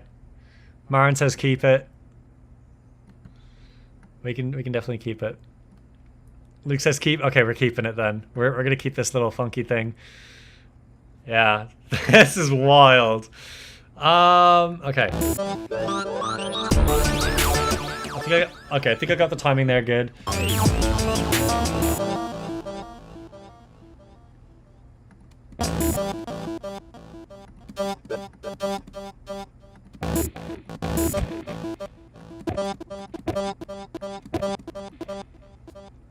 I think these actually start like here. It's like, it's a little strange, but I think that's where it starts actually. Let me move you. Porque no. Okay.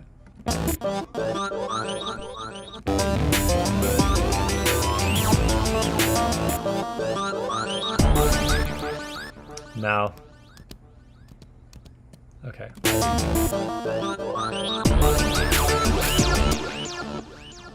Cool. So we're at 36.3 on all these. All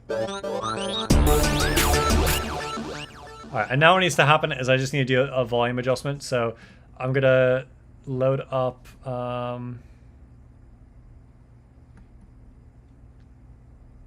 Hawkeye on this track. Actually, no, I don't even need that. I just need honestly, I just need to look at the meter. Let's look at the meter. See what we're at. That's super hard to see. Okay, I'm gonna put a meter on here. So we'll do metering, loudness meter. We could do multimeter. We'll do LUFS. Okay, LUFS. What are we looking at LUFS wise?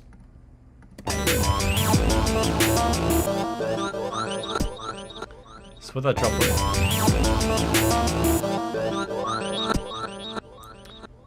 So from 20 to 24. I shouldn't be using LUFS. Hold up. LUFS is not the right measurement to be using here.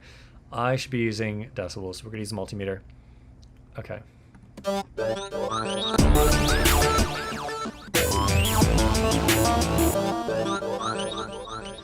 Yeah, we're dropping about 4 decibels there, so easy fix. I'll just go do a volume automation here. There we go. Come on. There you are. So right there. Right there. Oh, that's not what I needed. Whoopsie.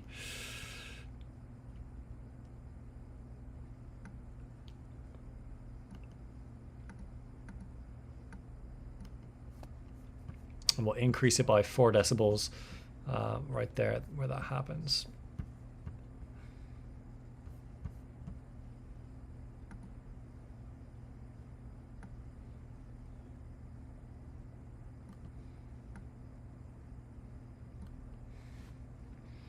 All right, 4 decibel increase. So we're at plus 1.4, so we need to go to plus 5.4. That is a lot. That is a lot. Okay. Plus 5.4. Close enough. Okay. That feels like that's going to burst my eardrums. Headphone users, beware. I think that worked.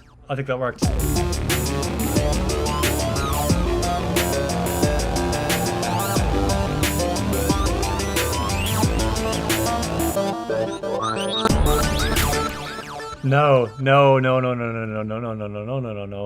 That did not work. Okay. Are we okay with it just being like a little quiet?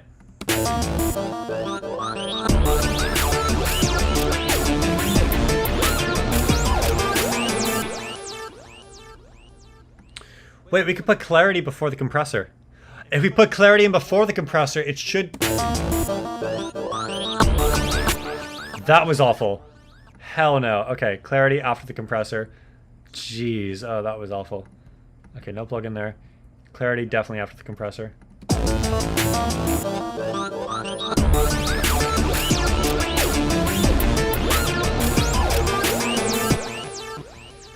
All right, I'm going to give it one final listen here.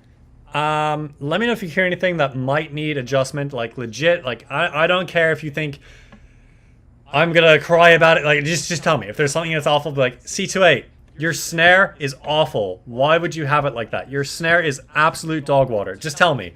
I'm gonna give it one listen, and then if I think it's ready, I'm going to listen to it on my monitors. I'll mute myself on the microphone, and then I'll listen to it, and then I'll master it. We'll go into the mastering phase. So let's give it a listen here. 3, 2, 1, go.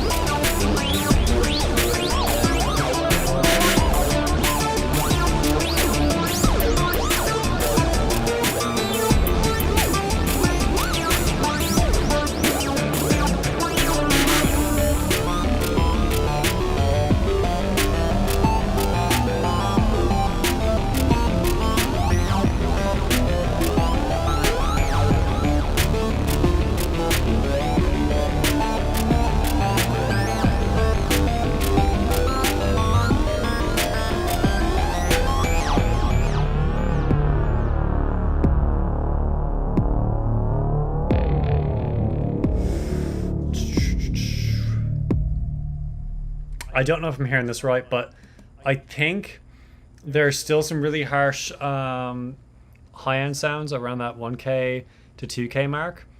You can kind of see them there. I don't know. I'm not seeing what I'm hearing, but because what I'm hearing is like here.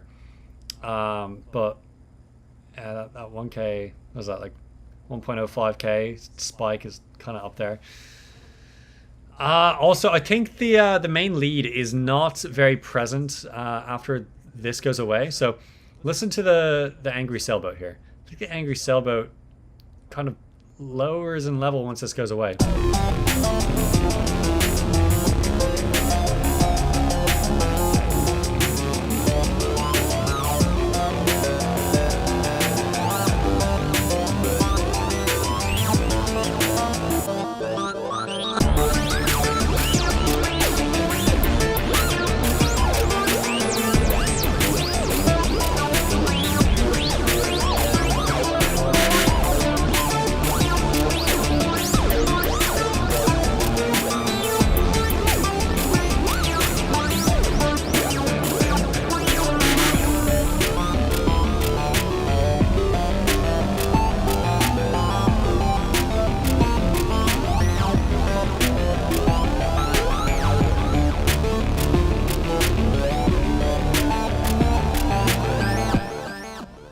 Maybe we tweak the compressor. I don't know.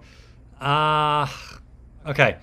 It's been about 2 hours since I first started, so I'm going to give my ears another 10-minute break to just readjust. I think that may be the issues. Maybe my ears just are uncalibrated again.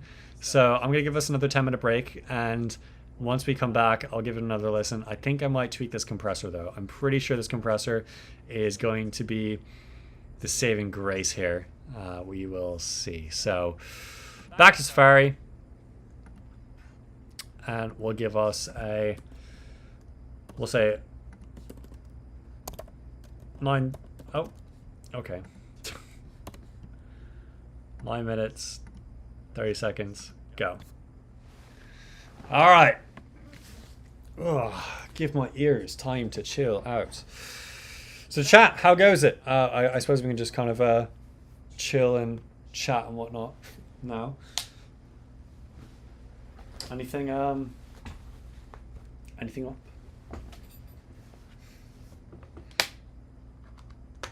By the way, there is like a crazy delay from when I hear you, or from when you hear me too, when I respond. So just keep that in mind, because you've already responded now, I imagine, and now I'm not responding yet, because I'm standing by for it to come in, but not really, because you know time is strange. We're in the same time physically because we're both humans, but like, you know, it's not. You're not hearing things as they happen. Yeah.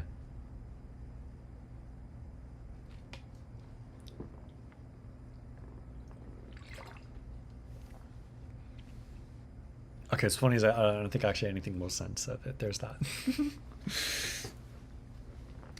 Chat, what are your thoughts on the song? Anything that you would like to revisit before we go to mastering? Are there any other areas besides that one with the compressor on the main lead that we might need to adjust? What are your thoughts?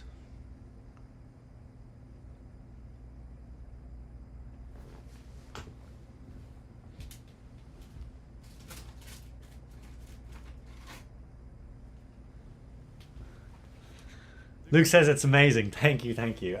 What particular area of it do you especially like? What's like the highlight of the track for you?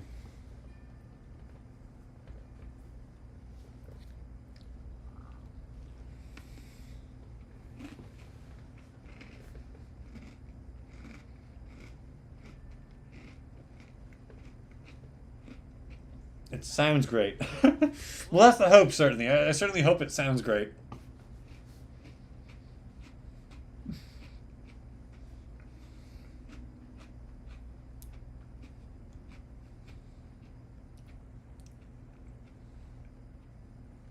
Part of my mouth sounds. I'm eating Oreos right now. It's not the healthiest meal. No. The frequency with the bass is outstanding. That's good to hear. That's good to hear. Thank you.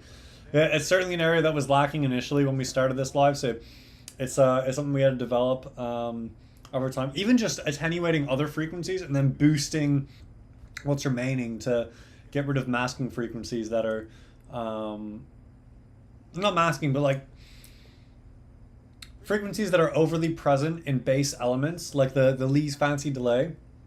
That definitely yeah, that was definitely an issue that we fixed. Myron says, I like to pretend I know what all this lingo is, but I really like the snare. That's correct lingo. By the way, snare is the correct term, so good job. You know the lingo. If you have any questions about the lingo, you can certainly ask. But I'm glad you like the snare. The snare was definitely a very fun part to mess with, especially having it return that 2K that was missing when we took it out of the main lead. When we took it out of Angry Sailboat. Yeah, it's nice having that back from the snare. You're just here for the fun sounds. That's great. That's what this is here for. It's for education and fun sounds. That's what I aspire to do at C28 Music, is provide the audience with fun sounds. So I'm glad you're enjoying the fun sounds.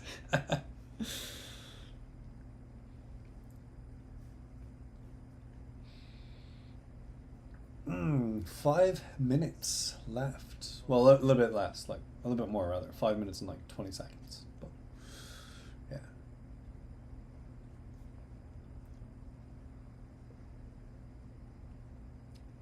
I wonder, can I do some time travel here? Can I like turn up the level on my my phone where I'm watching chat and then speak to myself? Let's give it a try. Hi, how are you doing? Myself, I'm doing great. Thank you for asking. What's been the highlight of the mix so far? Oh yeah, those are pretty good, I'll admit. Well, good job on this little bit. That was quite good. Yeah, no problem. Myself, I'm doing great. Thank you for asking. What's been the highlight of the mix so far? I think it's been the bass elements. They're really nice. Yeah, those bass elements. Oh yeah, those are pretty good, I'll admit. Yeah, yeah. Well, good job on this little bit. That was quite good. Thank you, thank you. I appreciate it. Yeah, yeah. That did not work. That did not work at all. I was expecting the delay to be a little bit more intense, but it wasn't. I like cut in too far. That's funny.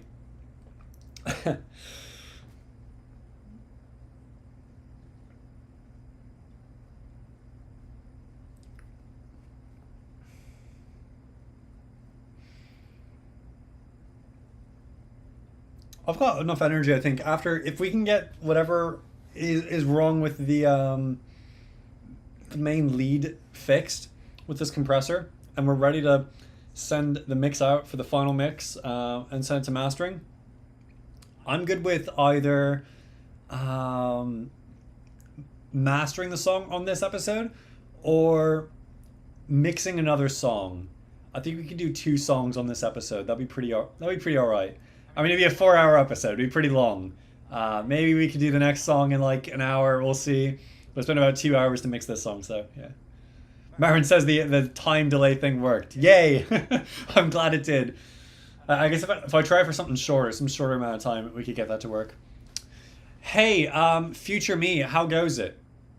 Oh, that's good. I'm glad to hear that. I'm doing well myself. Yeah, no worries.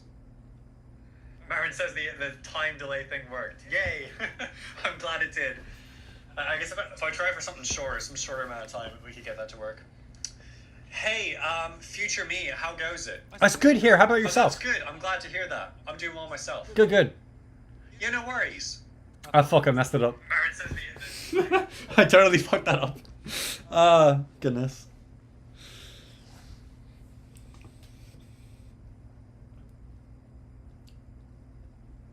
It's like, I've forgotten what I've said. I was like, wait, what am I supposed to say? What's my line again? I'll be terrible as a tenant operative. If you ever watched that movie.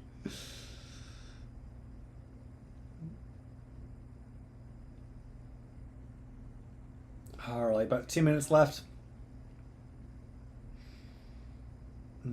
So what are our thoughts? After we get this one issue resolved, Do we want to go into the mastering phase, or do we want to pull up another mix and continue with mixing?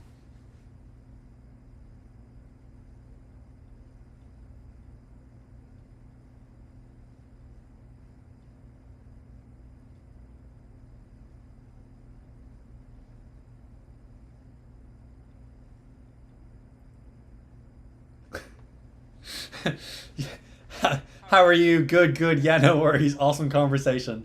It's like social anxiety, follow the paper fail.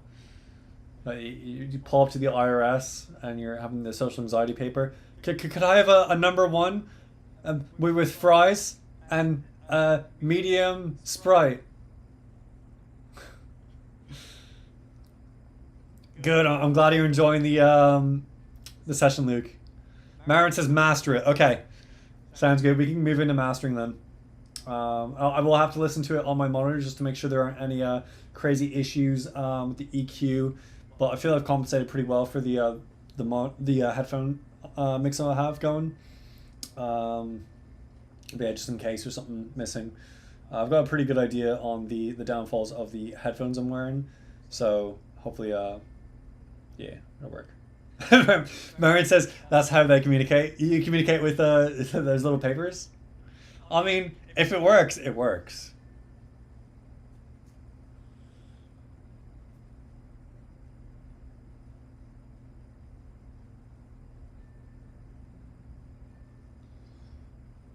All right, 10 seconds on the clock. 5, 4, 3, 2, 1. All right, back to mixing we go. So again, we're gonna give it a listen on the headphones, and then I'm gonna give it a listen on my monitors. At which point I will mute myself so you don't get feedback. Yeah. Boop. So, first thing. Did that fix the issue of my ears being trash from overuse? Let's see.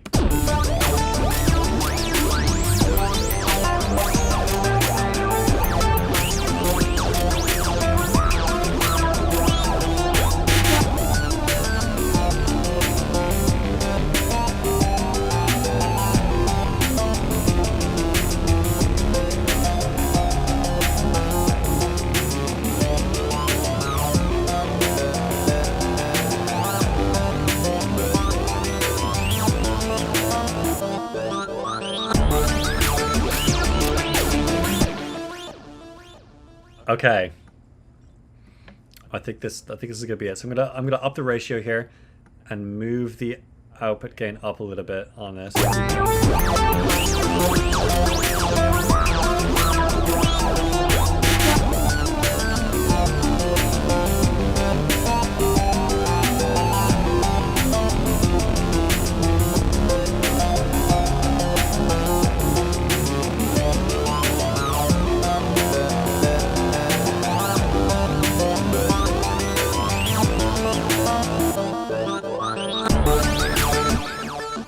I'm really sorry.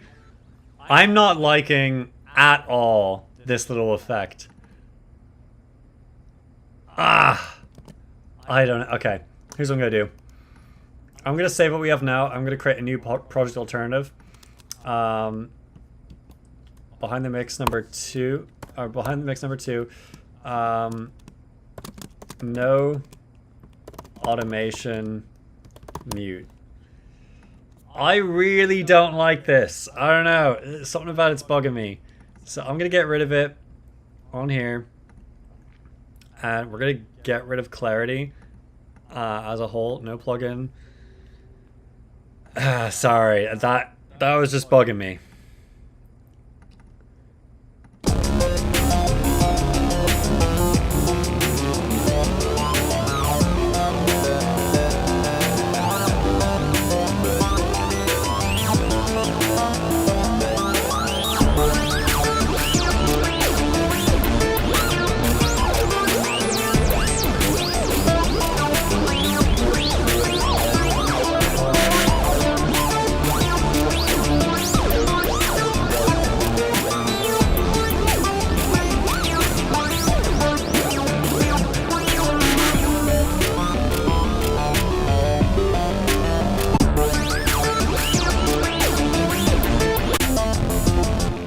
Okay. Let's give it one listen from the top, and then I'll listen to it on the monitors. I think I fixed most of the issue there. This is a creative choice that I made initially that I'll keep. I don't like it, but I'll keep it because that was made initially. From the top, let's go.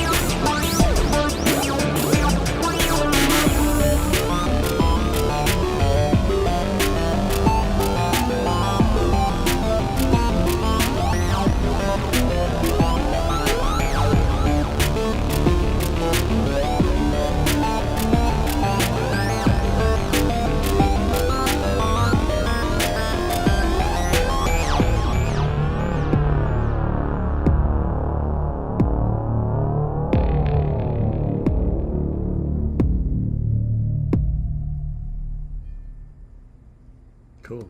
I might get rid of this last kick here. Let's see how that sounds. Yeah, I'll get rid of that. Alright. Technically cheating by moving, rescoring it, but it's like, that's one little thing. Doesn't matter.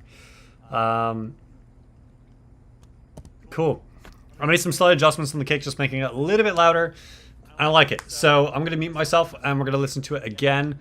This time I'm going to be listening to it on my monitors, so I'll be hearing a little bit of a higher quality mix. So if you can mix on headphones and it sounds good in the monitors, that's good. Ideally, don't mix on headphones, but I knew the direction the mix was heading anyway. This isn't going to be one of the top releases that I'm going to have, just being a song a day song. This isn't a song a day song, but like a Lost Melodies and Unloved Timbers. It's not meant to be something that I manipulate and make stuff from scratch. There's one song that's made from scratch in there for the album, but the rest of them are like older songs, and I'm just gonna rework them, remix them, remaster them, but not recompose them. With the exception of, I guess, that one little drum kick that I got rid of. So I'm gonna mute myself now, and I'm gonna go bye. And I'm gone. JK, I'm back, but like now I'm gonna be gone, and then you're not gonna hear me for a bit. So when you don't hear me for a bit, it's because I'm listening to it. Yeah, BRB.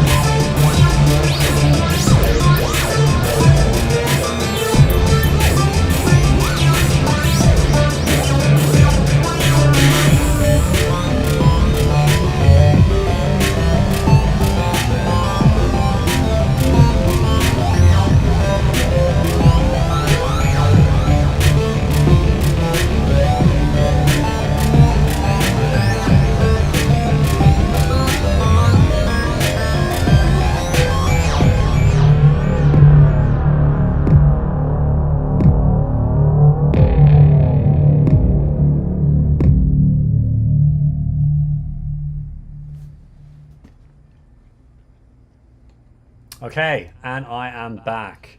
There we go. Is my voice level back to what it was normally? It's not too high, not too low. Probably like there. Hopefully it is. Hopefully it's good. Yeah, I didn't notice anything that couldn't be fixed in mastering. Anything that really like should be fixed in mixing. That's too insane. So I think we're ready for mastering. I'm gonna go ahead and bounce this. Yeah, not bad. I'm gonna make sure that there's no tail end here that's gonna get cut off.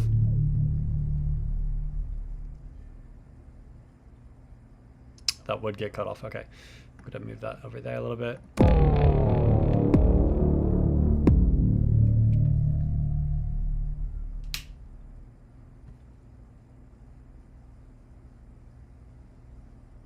There you go. We can stop it like here. Okay, cool. Cool. It's bounce time. So, bouncing this song, pretty easy. All you do, Command A, select all the stuff you want to bounce, but I don't want to bounce you, so no. Let's put you in the void for now. Open Sesame, please. ¿Por qué no? There we go. Put you in the void. I don't need you. And I can delete you. Suppose no. Cool. Alright. Just in case. Oh, what does this even sound like? What is this thing?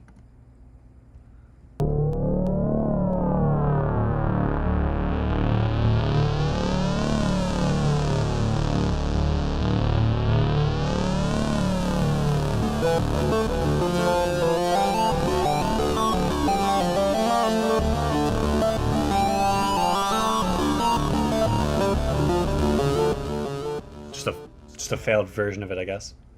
That's fine. So we can mute you just in case you do something funky that I don't want you to do. All right, select all, and then Command B, bounce it. So Unbound Chaos, we're gonna bounce it as a WAV file. We can set 24 bits, 44.1 kilohertz. That's the sample rate of the session. We can do it offline. That's fine. Audio tail, yep. Don't normalize, that's important. Cool, I think that's everything. So we'll go ahead and hit OK. And then we're going to choose to put this in the bounce files folder. So Unbound, Chaos, Mix 3. Looks like we already have a Mix 2. So Mix 3. And we will place that there. Bounce!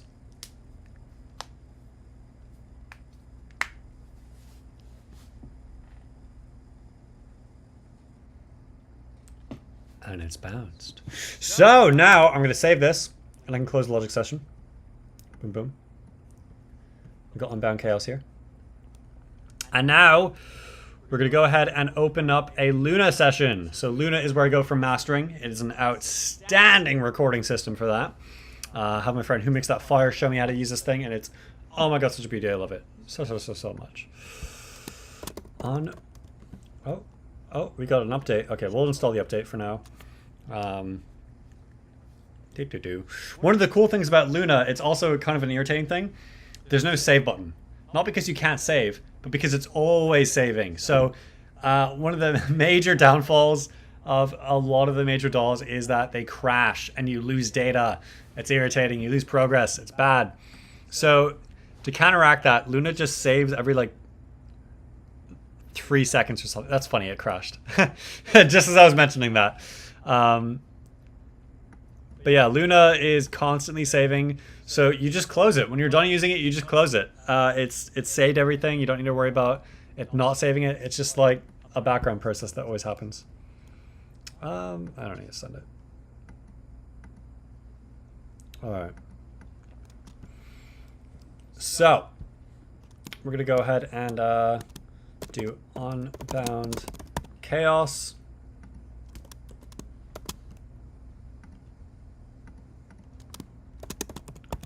Master session.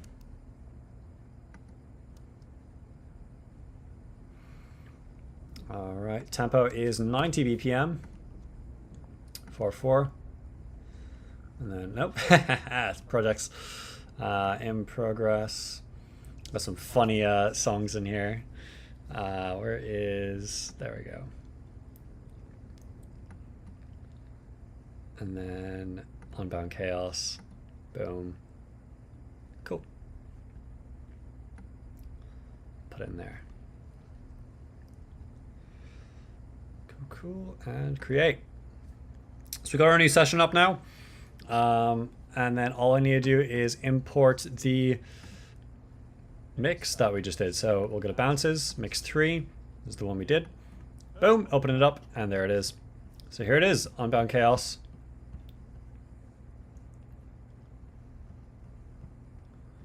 And then we should be able to hear it here. Oh. Oh. There we go, and I'll make sure that you're hearing on YouTube. So here it is, Unbound Chaos.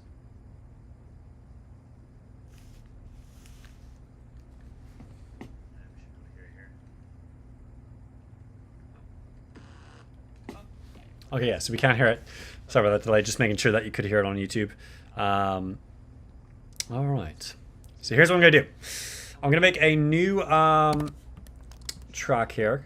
Let's call it Tubus. So we go Shift Command N. Oh, that's not the right. I forgot how this works in Luna. Haha. Where is... Okay, track, new track. There we go. So we're gonna make a new track. It's gonna be called Tubus.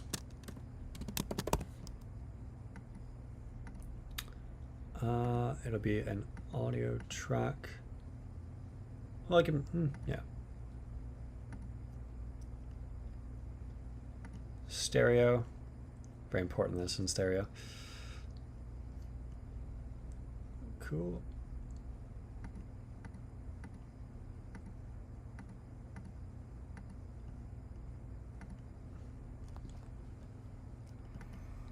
And then can I change your color?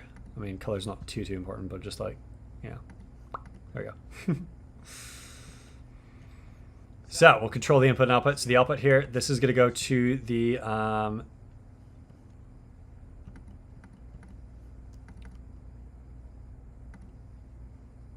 Tubus. Come on.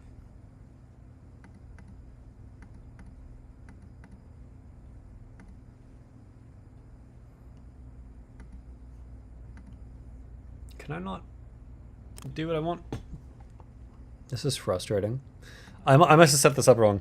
I'm still kind of new to Luna, so I might have made like a really stupid beginner mistake. Alright.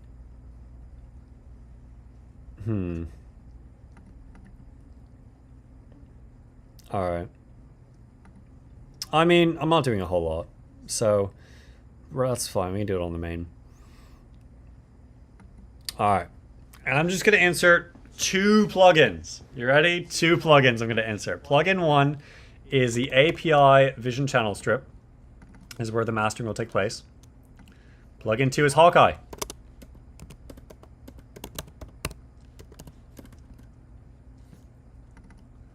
That's it. That's all we need. Now we do have this API something on here. It's kind of nice. It adds some fun little analog saturation on the track, but we're going to add some more analog saturation here with some more API stuff. So let's pull it up here.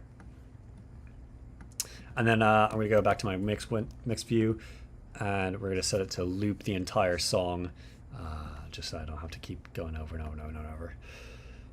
So there. Cool. So now this should be set for loop recording, or loop playback rather. And I just say play.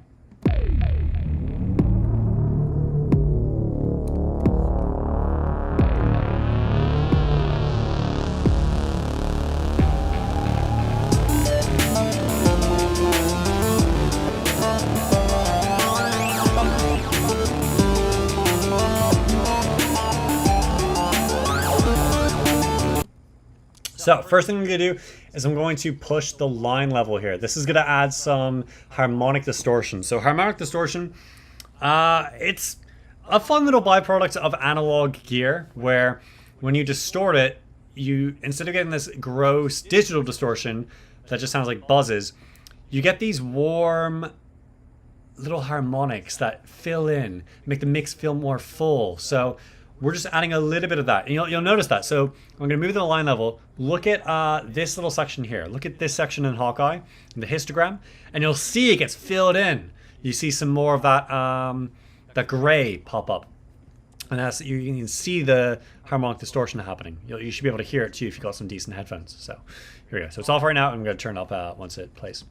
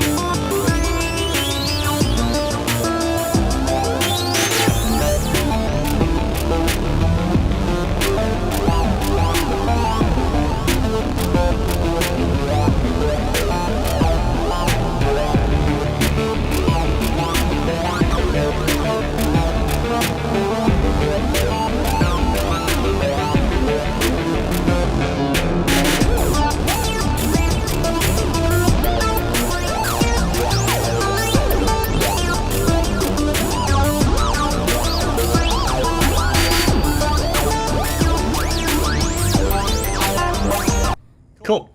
So we got that harmonic distortion in there. Little fuzziness gets it completely filled up, representing the whole frequency spectrum harmonically, not just putting noise in there. So it's harmonically doing it, meaning that the sounds that are represented at once are going to be pleasant to hear with everything else that's happening. So now I'm going to add in some EQ, and I'm going to press pre-dynamic. Pre-dynamic right there, that little button will say before dynamic effects, which are the gate, the compressor. Before these, we're going to EQ.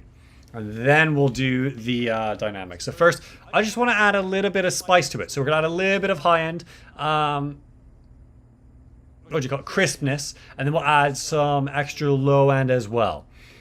This is just a genuine EQ. I'm just EQing the mix.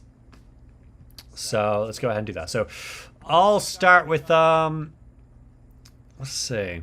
Looks like right about here we could use something. Let's watch.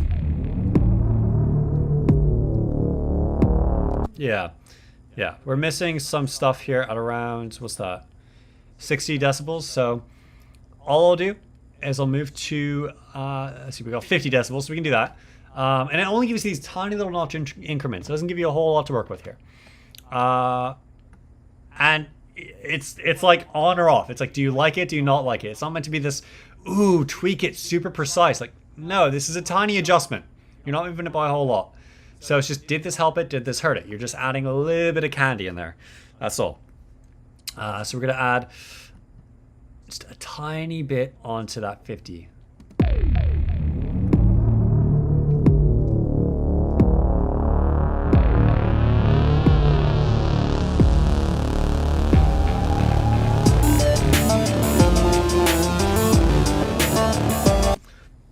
And I'm going to A-B it here. So you'll see I'll be tapping this button a lot. And essentially I'm just saying, do I like it? Do I not like it? Which way is better? So I'm just going to be bypassing this to see before and after, how is it? And I can also bypass the whole plugin, but we won't do that quite yet.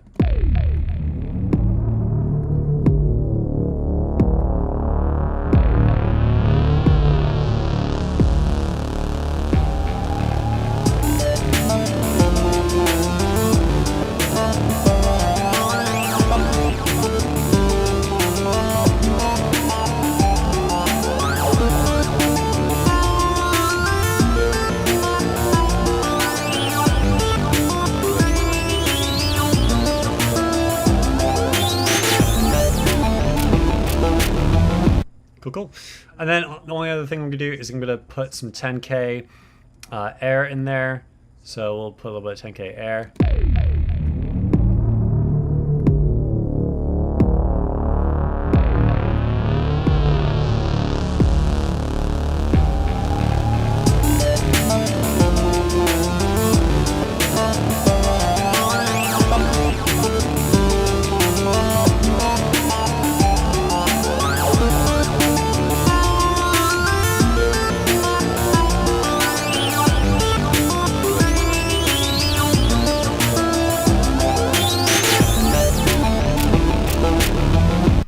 And now it has way more bite. So I'm going to bypass the EQ here and just hear before and after what's happening.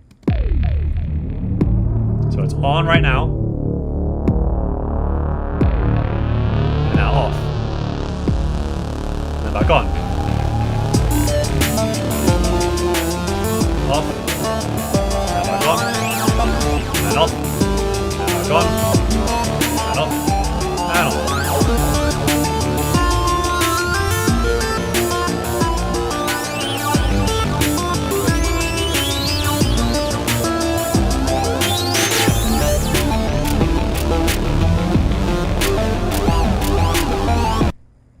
Very cool.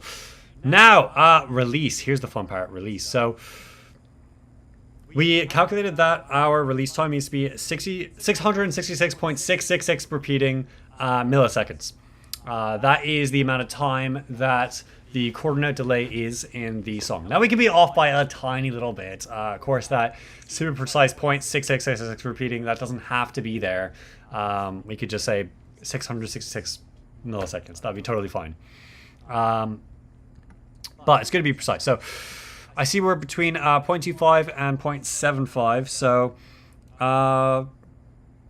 yeah, I mean, if we just say 0.75 minus 0.25 is going to be 0.5, and then we say, okay, so of that 5 range, we take that out of so we'll say negative that plus 0.666 is 1.66, and then that out of 0.5 is about 33% of the way. So we want to be 33% of the way between these two. So if this is 1/3, that, yeah, right about there actually. That's about it. So it's actually already pretty much there. Cool. And I'm going to want a pretty fast attack. The attack should be pretty quick, just because it's going to be punchy. It's going to be a punchy compressor. Of course, we should put the compressor on. And then we're going to set the threshold to be, let's see,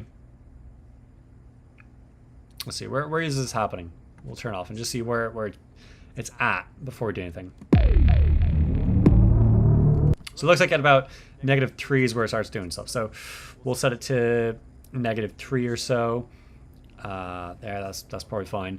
And then we'll set a pretty low ratio. We only want, like, honestly, the ratio is actually pretty fine.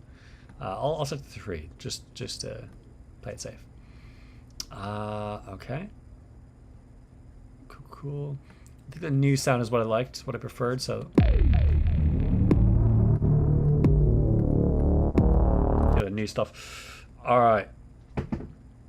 And yeah, now we're just going to be playing with the release, the ratio, and the attack, just to see what do we like. So yeah, and the idea is when the kick hits, it's going to push the entire track down just a tiny little bit, and it's going to go boom, boom, boom. It's just going to make it breathe. It's going to pump. So we're going to make the song pump. That's the idea here with this compressor.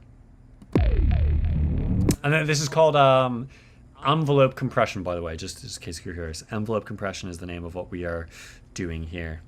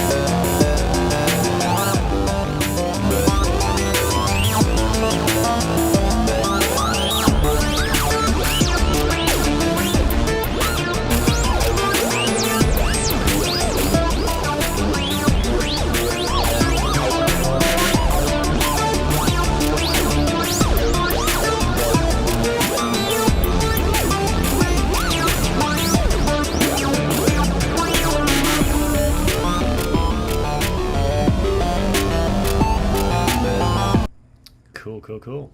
So I've A/B'd it and just got it gain matched the same way. The input is the input is the same as the output. The output is the same as the input. So listen to the difference here.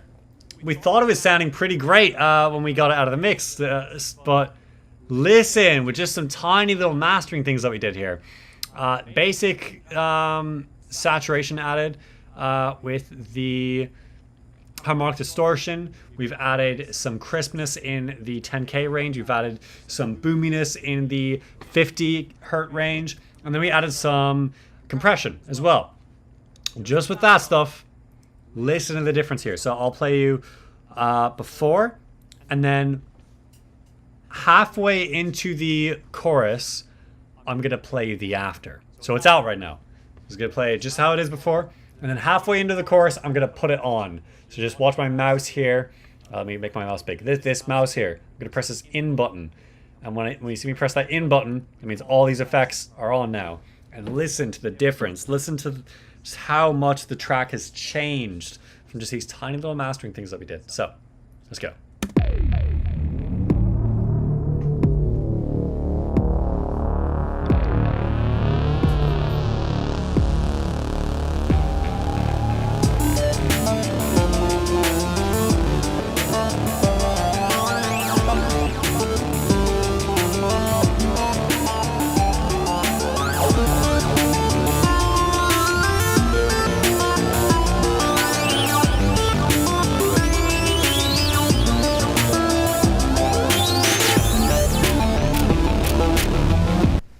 You hear that? Way crazier. Now I'll admit the pumping here is a little bit intense, so I might move the threshold down a little bit, or the ratio down, or move the threshold up rather. I think I'll do that. So I'll start with moving the threshold just up a little bit, just to ease off on that pumping.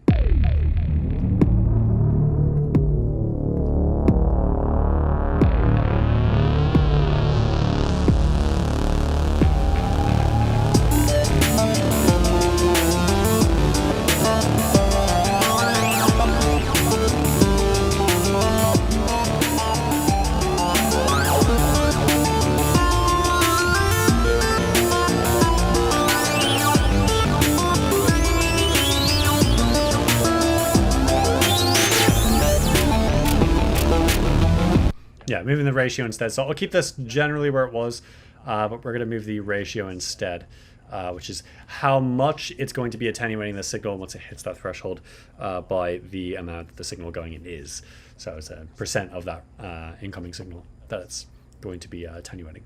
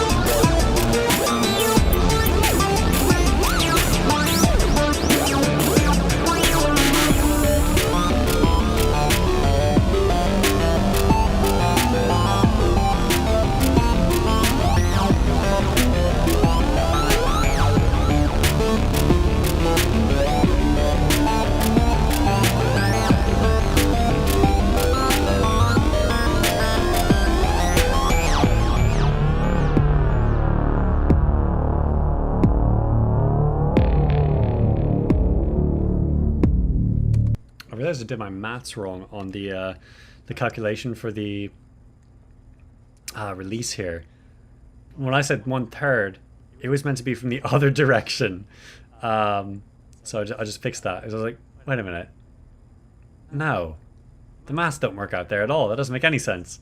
That'd be closer to like 400 milliseconds, not 600. Okay, but yeah, no, we got it closer to like 6.25 milliseconds, which is close enough to what that should be. So yeah, that's good there. All right, cool. I'll give it another listen here, and then I will listen to it on the monitors, and then if that's good, I guess we can bounce the master, and then yeah, we'll be set. Anyone got any statements, any questions about the process, about just any of the crazy buttons and dials you're seeing here? Like, what's that red button do? what's this button do? You know, like what are all these things? Certainly, you can ask away. I'll help you out. Certainly a confusing environment when you see it for the first time. Assuming it is your first time. I'm not trying to say like unexperienced or something.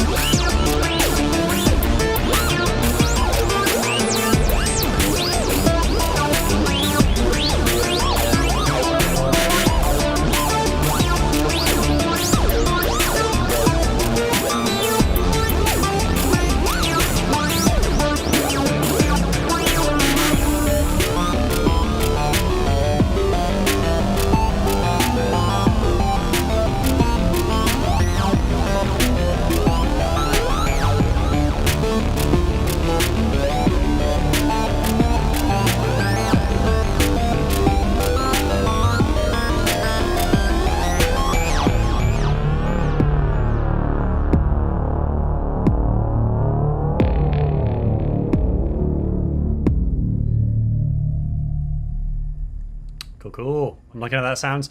I'm going to give it a listen on my monitors, and then oh, yeah, I forgot it does that. And then yeah, I'll return back. So one more time, and then I think I'm ready to print it. Of course, I'm still going to give it some tests in other listening environments, my car, my AirPods Max, just different areas, to see, okay, is there anything missing overall? Is there anything that's too intense overall that I'm noticing? If it is something you're fixing the mix, then easily just go back to the mix and then reprint it and then put the same thing back in the mastering session. If it's something from the mastering session, do it there. But yeah, I think this is going pretty well. So I will switch over to my monitors, meaning I'm going to cut my own mic feed out for a little bit. But again, I'll be keeping eyes on chat, so if you have any questions, comments, whatnot, of course, leave those there, and I'll respond to them still after I return. So, another playthrough. Let's go.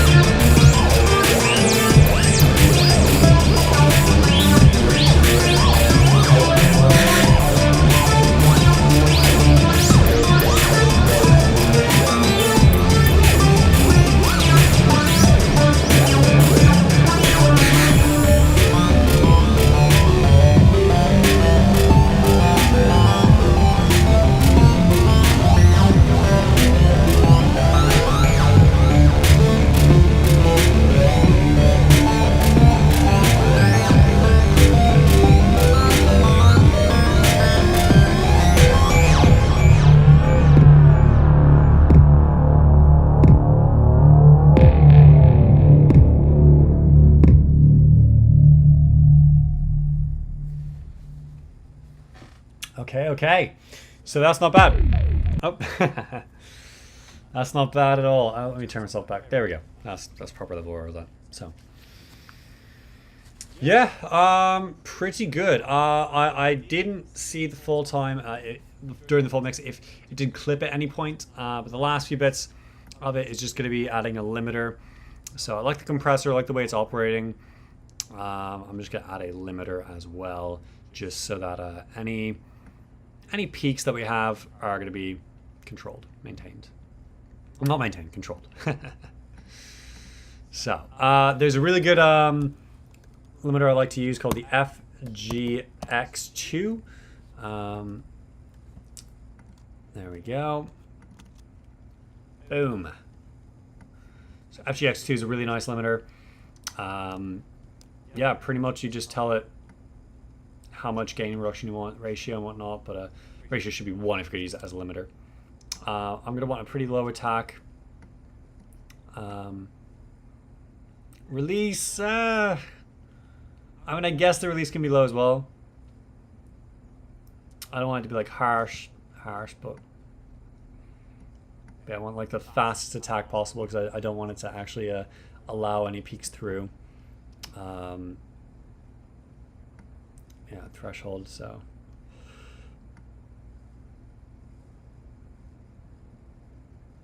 So we will say at around -1 decibels, we'll start compressing. Oh, that's not what I wanted. Whoopsie. I meant to put a ceiling on here.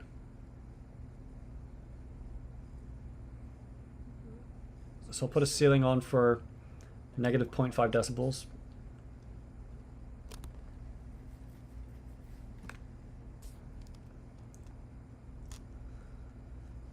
Yeah, we don't need to do this at all. So nothing happening there. We will just have, let's see. Marin says stunning. Glad to hear it. Glad to hear it.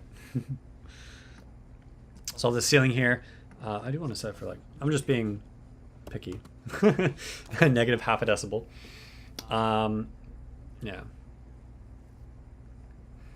Yeah, I'll just give it a little lesson here. Make sure it's operating right. So many peaks are controlled. Let me turn this up.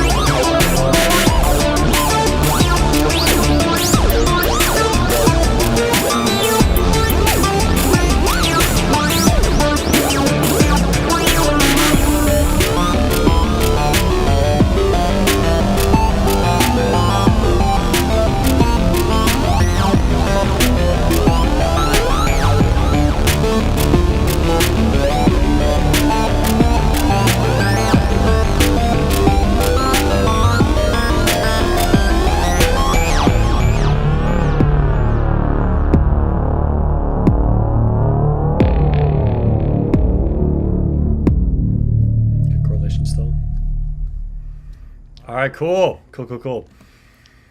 Yeah, so we did squash a bit of our dynamic range, but that's okay. Yeah, and we're hitting about, I saw negative 10 lufs, which is pretty good. Negative 10 lufs is pretty good. Peak you want is like negative 9 lufs max, so being at negative 10 is actually super good value to be at. Wow. Now here's where all the magic happens. Check this out. Luna lets me bypass everything with a button. So I'm going to bypass everything that happened here. And we're going to listen to it before and after.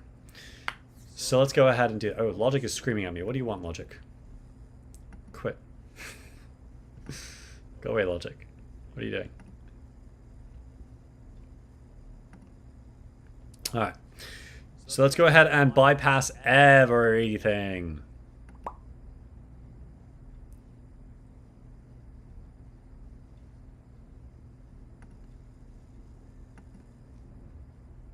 That should have done it. Yeah, bypassing all processing.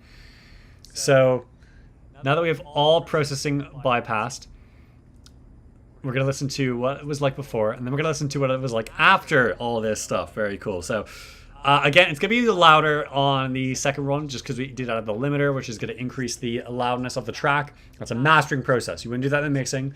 You want your mix being around negative 6 decibels relative to full scale, whereas your master can get pretty high, up to like around averaging negative 3. So let's give it a listen here.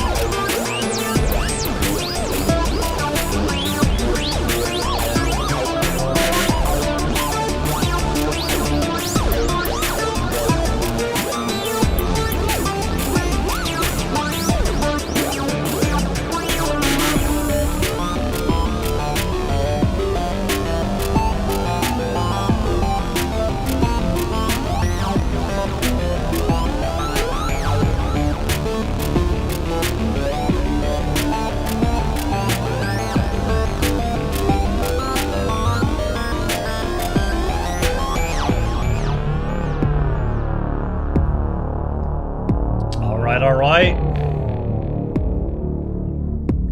So there we go. That was the mix. That was just a mix. Now we're going to put all of our processing back in. Alright, you ready? Here we go. Here's the master track.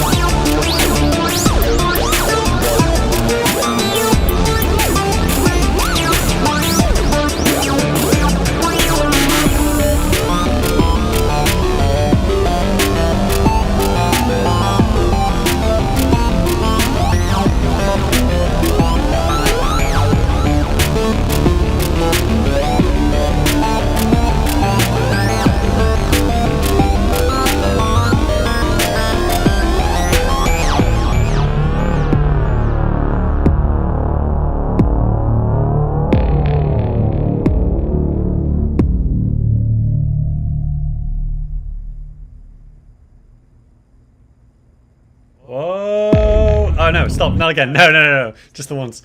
That's it.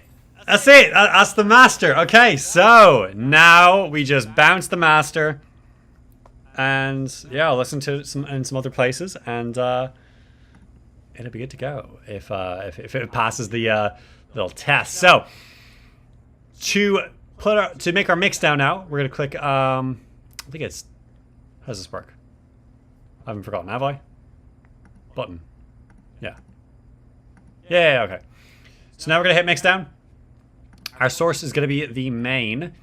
Oh shoot! One more thing we need to do. I forgot. So just to make sure, to be absolutely certain, there are no clicks, pops, none of that. What I'm gonna do is I'm just going to make a tiny, minuscule little fade in here. Okay, it's not liking that little fade. Can I please get a little fade? No? Oh my goodness. ¿Por qué no? That's wild. Am I doing something wrong? I don't think I am. Okay, there we go. No, there's no way. It should be able to let me do smaller amounts than that. Okay, what's more? Is there like a grid thing set up? Okay, I don't know.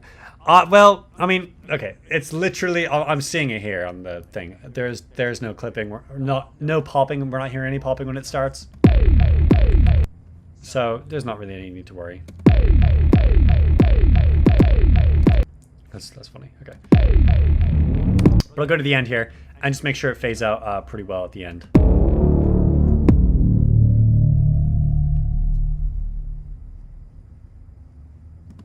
So around 58 is where we want it to stop, really. So we can, yeah, have that at 58. And then I'm going to do this. This is just going to make an equal power fade as opposed to an equal level fade. So a difference between equal power and equal level is when you're doing an equal level fade, it's not going to sound right to our ears. It'll sound like it's speeding up or slowing down, depending on which way it's going. As we hear sound logarithmically, every 10 decibels is twice as loud. So you need to set it logarithmically to, or set it to fade out logarithmically for it to sound natural to us, like a more linear fade out. It's kind of the opposite. Like if it's linear, it's going to sound logarithmic. If it's logarithmic, it's going to sound linear. So just because of the way human hearing is. So we'll listen here. I'll make sure that sounds good.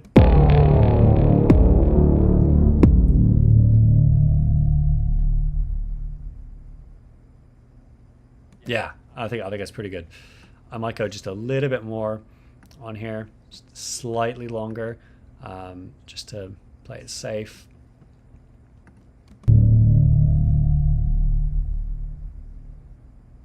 Oh, no way. I can totally go like that. Okay. Let's give it a shot again. Yeah, that doesn't sound natural at all. Okay, cool. So we got that little fade out. It's super easy. And now, mix down. So, mix down. Source is going to be the main. Don't bypass anything. Cool. It's going to be a WAV file.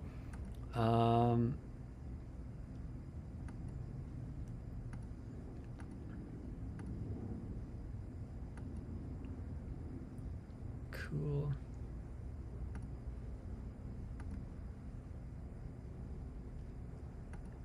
We'll change this to be Unbound Chaos Master 1. Very fun. All right. And then instead of saving it to exported files in here, oh, we will actually. No, we can. Unbound Chaos, yeah, exported files. Yeah, that's fine. Mix down. That's funny. Okay, that's pretty funny with the trash. So what I forgot to do is to tell it the proper area to be bouncing. So let me select the entire mix and now do it. There we go. So now it should be working right. There we go. That's a little bit better. All right. Oh, it's doing it. No, it's doing it offline. Just rendering it. Okay. Cool. Nice. There we go. Did I see an issue there? Hold up. Oh, no, that's just the loop region. We don't care about that. Yeah, that's right. All right. Is it Unbound Chaos Master 1? Here it is. So I'll give this some listens, and if I think it's good, then I'll be changing the color of Unbound Chaos from yellow to green. Specifically, I'll be changing the tag to completed file from in progress. So that's that. Well, there's not much else left for this video, so I hope you enjoyed today's content. If you did, you can sit. Wow, here goes me not saying words right. I always edit my video logs, so I never make mistakes, but here I am making a mistake. If you enjoyed today's content, you could, of course, subscribe, and YouTube will give you more content like this from myself and other creators as well. If you super enjoyed it, you can join and become a Control Voltage. Control Voltages get early access to videos, behind-the-scenes content, members-only lives, such as in the beginning here when we were saying it's a members-only chat. More down the line as we go. So very fun perks. If you think you would enjoy some of those, consider becoming a Control Voltage for $5 a month. Helps out the channel tremendously so. Really appreciate it. Luke Roberts on here is one of the Control Voltages. Really, really appreciate you supporting the channel, Luke. It's awesome to have a supporter like you. Yeah, so, of course, any questions or comments you have can go in the comment section below during or after the live, and I will answer them. Any last minute questions you have now, if I can see them in time before I stop the live, I'll answer them as well. Yeah. I hope you all take care of yourselves. God be with you. And goodbye, YouTube.